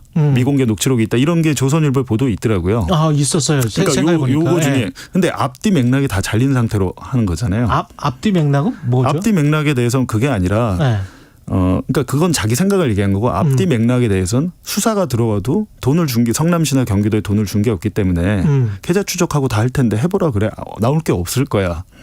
전혀 문제가 없습니다라고 정영학하고 얘기하는 게 있거든요. 아, 정영학하고 네. 그런 이야기도 또 하는군요. 근데 앞뒤의 내용을 쭉 빼고 가운데 것만 하니까 마치 이거는 뭐 민주당이나 이재명 후보가 돈을 받은 것처럼 수사를 막아줄 수 있다는 식으로 그런 냄새를 풍기는 보도들을 한 거죠. 재밌네. 이 전체적인 진실이 다 밝혀지고 다 알려지려면 그걸 다 들여다봐야 되는데 또 선택적으로 보도를 하니까 그게 또 잘 알려지지도 않고 그 녹취록에 혹시 박영수 전 특검과 50억 클럽에 대한 언급도 있습니까? 일부 있는데요. 예. 제가 뭐 한번 말씀드리면 그 박영수 전 특검 같은 경우는 50억을 약속하지도 않았다. 약속 받은 적도 없다라는 거잖아요. 그런데 2021년 8월에 박영수 전 특검의 딸에 대해서 퇴직금을 지급하려고 외부의 세무 자문을 받은 사실이 있더라고요. 녹취록 안에. 그래요? 근데 왜 세무 자문을 받냐면 연봉 6천만 원의 직원이 6년 동안 근무했으면 퇴직금이 4천만 원이 안 돼요. 그렇겠죠. 4천만 원이 안 되는데 네. 그걸 가지고 세무 자문을 받은 건 아니고 특별 상여가 49억 6천만 원. 퇴직금은 4천만 원이고 특별 상여가 49억 6천만 원이 되니까 그렇게 되면 세무당국에서 당연히 이 회사 뭐 하는 회사야 이렇게 되잖아요. 특별 상여 49억 6천만 원 이런 말도 또 녹취록에 있어요? 특별 상여와 퇴직금 그리고 그 특별 상여를 성과급이라고 하더라고요. 아. 그거에 대해서 외부의 세무 자문을 받았다. 앞서 그 곽상도 그거보다 한 6개월 전에 곽상도 아들에 대해서는 지급을 했거든요. 50억? 네. 그때도 그 같은 분한테 자문을 받은 것 같더라고요. 왜냐하면 정영학 회계사가 어려운 세무나 회계는 항상 그 박모 이사님한테 물어보잖아요. 라고 한 거죠. 저도 물어보고 싶네. 돈은 없지만. 그러니까 단순히 약속된 수준을 넘어서 지급을 하려고 했고 실제로 지급됐는지를 또 확인해 봐야 될 텐데. 그렇게 지급하려고 했던 시도가 있었던 것 자체는 약속은 분명히 했다는 거거든요. 그러네. 근데 지금 약속을 했다는 것조차도 검찰은 밝히지 못하고 있죠. 그러면 아까 그 11억 차용증 쓴 거 그거와 지금 말씀하시는 퇴직금 50억 이건 다른 거죠? 그러니까 이런 것 같습니다. 제가 볼 때는 박영수 전 특검은 단순한 50억 클럽의 멤버라고 저는 생각을 하지 않아요. 왜냐하면 이 사업이 처음부터 논란이 된 게 2011년 저축은행 때 수사 때부터잖아요. 대검 중수부가. 그렇죠. 그때 박영수가 등장을 하고 마지막까지 그 등장하는 게 박영수에서 그러니까 박영수에서 시작해서 박영수로 끝난 사업인데. 그러네. 저는 전에 뭐라고 그랬냐면 그 화천대유 자본금을 박영수 통장을 거쳐서 간 것. 원래 분양업자 이기성의 5억 원을 그냥 김만배에게 보내면 되는데 굳이 박영수 그 변호사의 통장을 거쳐갖고 보내거든요. 거기에 대해서 김만배는 뭐라고 검찰이 진술했냐면 이거는 나중에 영수형한테 대장동 사업에서 생색낼 수 있는 기회를 내가 마련해 준 거다라고 하는 게 있어요. 근데 이번에 자금 차용 약정서가 나왔잖아요. 그 5억 원에 대해서. 근데 박영수 전 특검은 난 단순히 내 통장만 빌려준 거다라고 그랬는데 누가 봐도 납득이 되지 않았는데 저희가 그때 그래서 생색을 낼 수 있는 게 뭐냐. 이 말의 즉슨 화천대유 자본금을 박영수가 다 대준 겁니다. 자본금 자체를. 그리고 천화동 1호도 그렇고요. 그러니까 생색을 낼 수 있는 그 근거를 마련해 준 것 자체가 제가 볼 때는 주식을 약속받았다고 의심이 된다고 썼는데 이번에 자금 차용 약정서가 나왔는데 그 안에 단서 조항에 주식으로 갚을 수도 있다는 조항이 있다는 보도가 나왔어요. 그렇군요. 그 11억 그 차용증 안에 그 5억 원이죠. 5억 원. 그러면 이게 지금 박영수가 사실상 그 실질적인 소유주 중에 한 명이었을 수도 있네요. 그 근거가 지금 나온 겁니다. 거기에 대해서 지금 언론이 해석을 못하고 있던데 제가 보기에는 김만배의 진술과 자금 차용 약정서의 내용을 종합을 하면 화천대유의 일정 지분을 박영수가 갖고 있다라고 봐야 되는 거죠. 그리고 화천대유가 왜 중요하냐면 화천대유는 분양 수익만 4,500억 원을 올렸어요. 그렇죠. 이 회사가 준공이 아파트 사업이 다 끝나고 회사를 청산할 때 주주들한테 그 주식 비율대로 돈을 나눠줍니다. 4,500억 중에 비용 못 빼고 2,500억 빼고 한 제가 볼 때 한 법인세까지 내도 1,500억 정도가 남을 텐데 거기서 뭐 20-30%만 가져도 그게 300-400억이 되는 거죠. 근데 자본금이라는 게 뭐 돈도 얼마 안 되니까 이게 뭐 1억짜리였습니까? 뭐 5천만 원짜리였습니까? 그때 1억짜리였는데요. 1억짜리였죠. 그것만 돈이 필요한 게 아니라 그 천화동인을 또 만드는데 몇 억이 들었죠. 그거 한 2, 3억이 들었고. 그러니까 자본금 자체가 그러니까 자본금조차도 없던 사람들이 이 사업을 맡게 된 겁니다. 또는 뭐 자본금이라는 게 넣었다가 다시 이제 빼버릴 수도 있는 거니까 법인 자본금이라는 거는.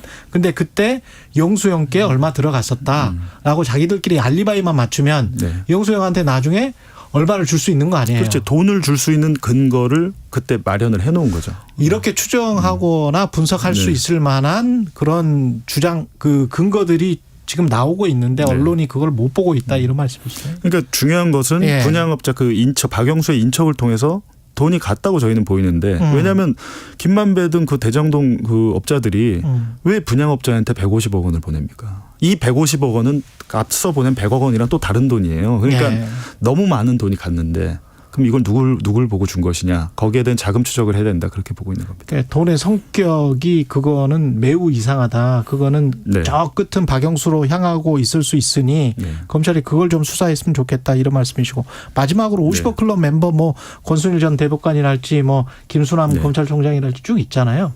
요거는 검찰이 수사를 합니까 지금?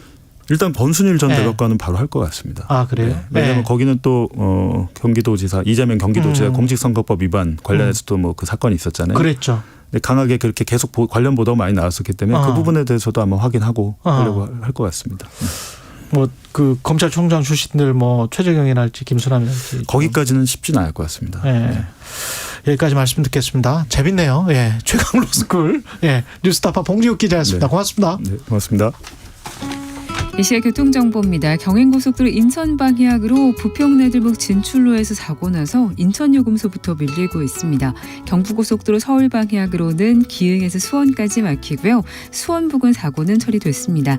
달래내국에부터는 한남까지 정체되고요. 서울시도 올림픽대로 하남 방향으로 행주대교에서 월드컵대교 또 서울교에서 반포대교까지 밀리고 있고 이후 한남대교에서 성수대교까지는 사고 여파로 정체됩니다. KBS 교통정보센터 센터에서 이승미였습니다.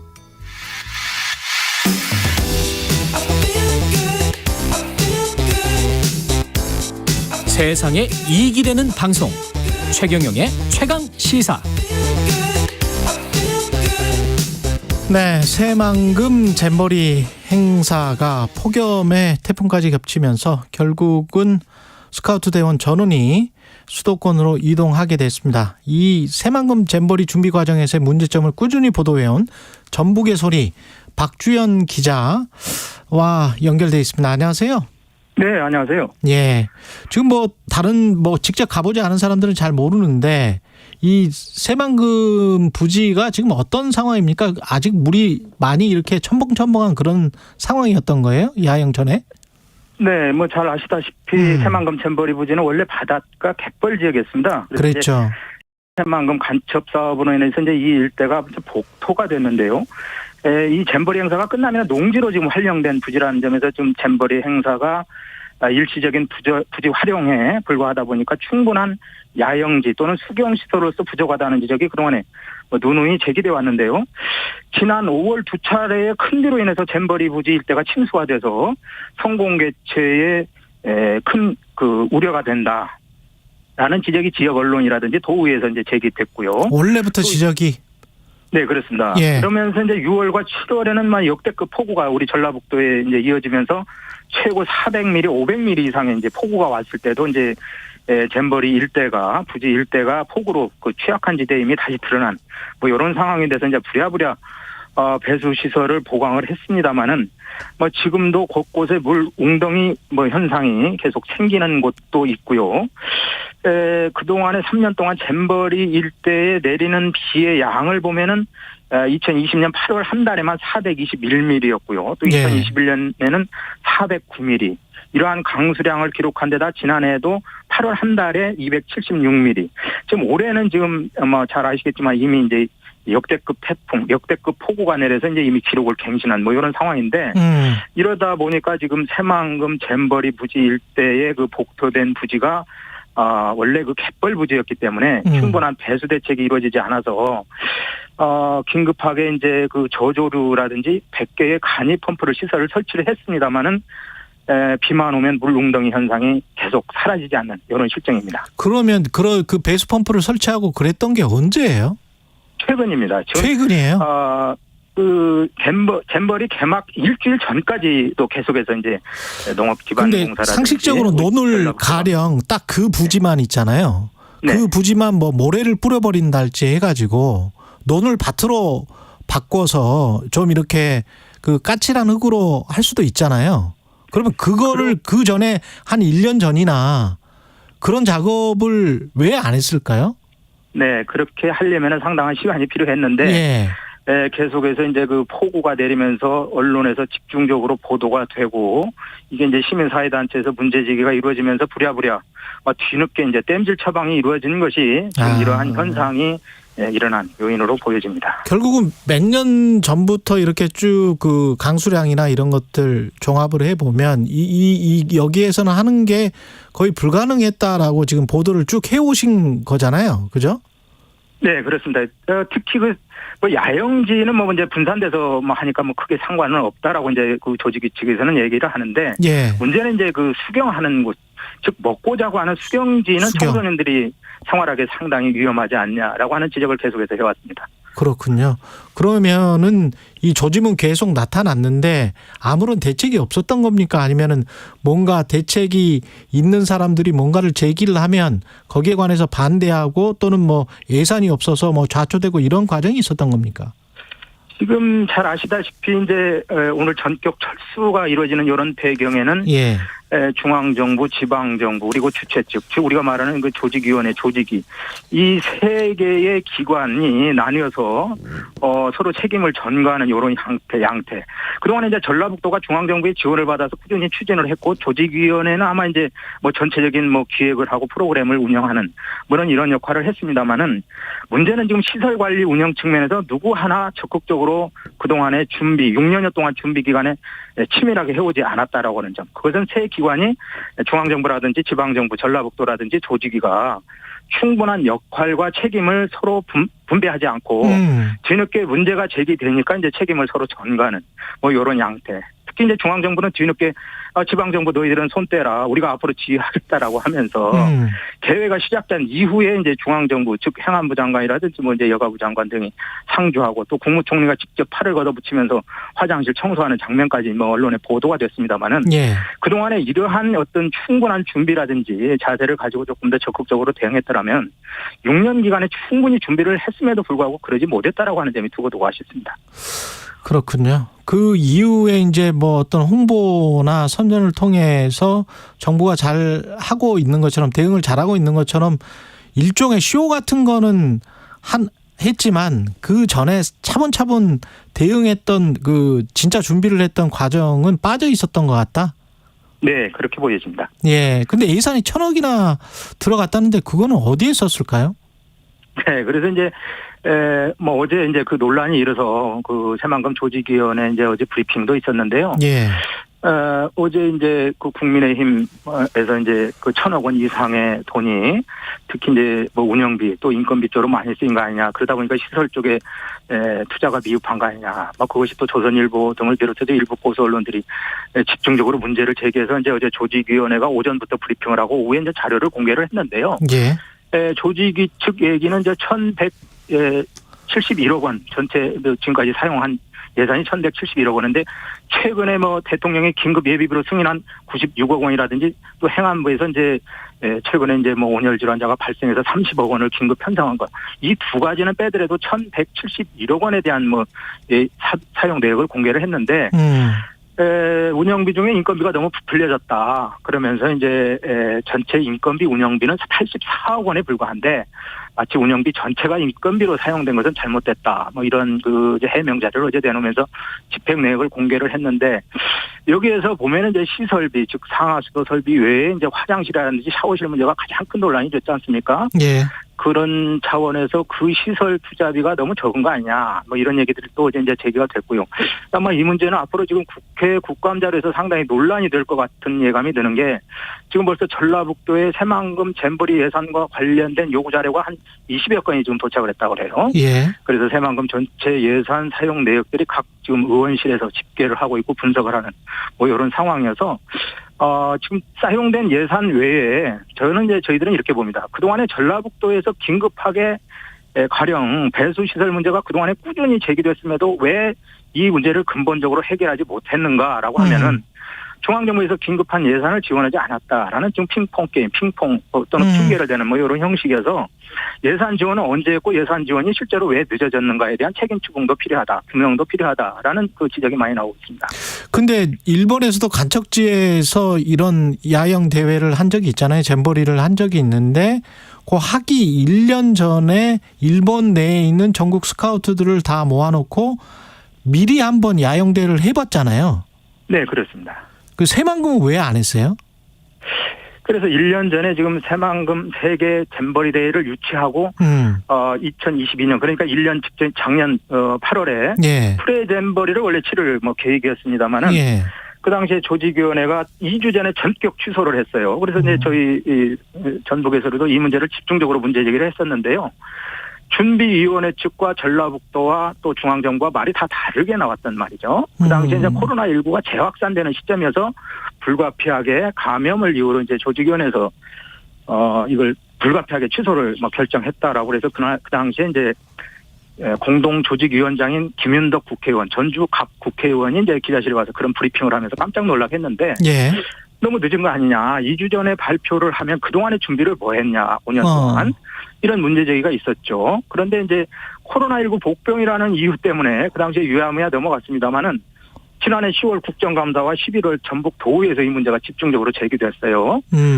이원택 더불어민주당 국회의원이 국회 국감장에서 최근에 언론에 많이 나오고 있습니다마는 프레 대회의 첫 취소 이유는 코로나19가 아니라 새만금 잼버리 야영장 부지의 배수시설 등 시설 관리가 제대로 이루어지지 않고 시설이 제대로 이루어지지 않은 것에 기인한다. 라고 이제 주장을 하면서 그 당시에 파문이 일었고요. 그 프레 대회 때부터 그 배수 시설에 문제가 있어서 대회를 못 치렀던 거네요. 그러니까. 그렇습니다. 프레 대회 직전에도 그 폭우가 쏟아져서 지역 언론에서는 이미 침수가 된 그런 상황을 많이 보도가 됐어요. 그래서 이런 상황에서도 과연 프레 대회를 치를 수 있겠느냐 그런 여론이 막 나오고 문제가 되자 막 코로나19 재확산을 이유로 어물쩍 취소가 된 이런 상황에서 그 당시부터 사실 좀 그 불안한 징후가 보이기 시작했다는 거죠. 그러니까 이게 충분히 예견할 수 있었는데 어떻게 잘 되겠지라고 그냥 다 손 놔버린 거네요. 일종의 보면 그런 그 책임 회피의 큰 원인이 있다고 볼 수 있겠습니다. 그럼 누구에게 책임을 물어야 될까요? 이 상황에 대해서는 어떻게 보십니까? 지금 보는 관점에 따라서 지금 정치권의 여야 주장이 다르고 또 중앙정부 입장이 다르고 지역 또 지방정부 전라북도 입장이 다르고 또 조직위 측 입장이 달라서 아마 이 문제는 조금 더 심도 있게 그 앞으로 다시는 이런 어떤 큰 국제 행사가 이와 같이 파행을 겪지 않으려면 정확한 원인 규명, 책임 규명이 있어야 되지 않겠느냐. 이런 여론도 이 지역에서 일고 있고요. 마지막으로 전북은 사실 굉장히 좀 억울하다는 그 도민들의 반응이거든요. 전라북도는 그렇죠. 예. 개도 놓치고 구력도 놓쳤다. 지금 하늘도 참 무심하다. 이 태풍마저도 새만금 잼버리를 도우지 않았다라고 하는 측면에서 우리 전라북도에서는 지난 5월에 큰 국제대회인 아시아 태평양 마스터스 대회도 사실 어떻게 보면 실패로 끝난 데 이어서 3개월 만에 치러진 지금 국제 행사인 새만금 잼버리 대회가 치르던 도중에 지금 뺏겼다라고 하는 도민들의 어떤 자존감 박탈 문제로 지금 문제가 제기되고 있는데 지금 중앙정부가 뒤늦게 팔 걷고 나와서 지원을 한 이런 생색내기 모양새 이게 어떻게 봐도 지역에서는 좀 이해가 가지 않는 앞으로 이런 문제가 조금 더 철저히 규명돼야지 않겠냐 이런 여론이 파다합니다. 예, 지금까지 전북의 소리 박주현 기자였습니다. 고맙습니다. 네, 감사합니다. 예, 8월 8일 화요일 KBS 1라디오 최경영의 최강시사였고요. 저는 내일 아침 7시 20분에 다시 돌아오겠습니다. 고맙습니다.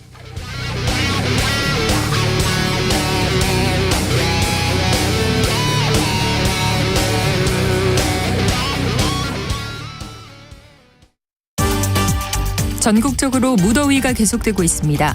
폭염은 열사병, 열경련 등의 온열 질환을 유발할 수 있으며 심하면 사망에 이르게 됩니다. 폭염이 이어지면 외출을 자제하고 최대한 실내에 머무르며 물이나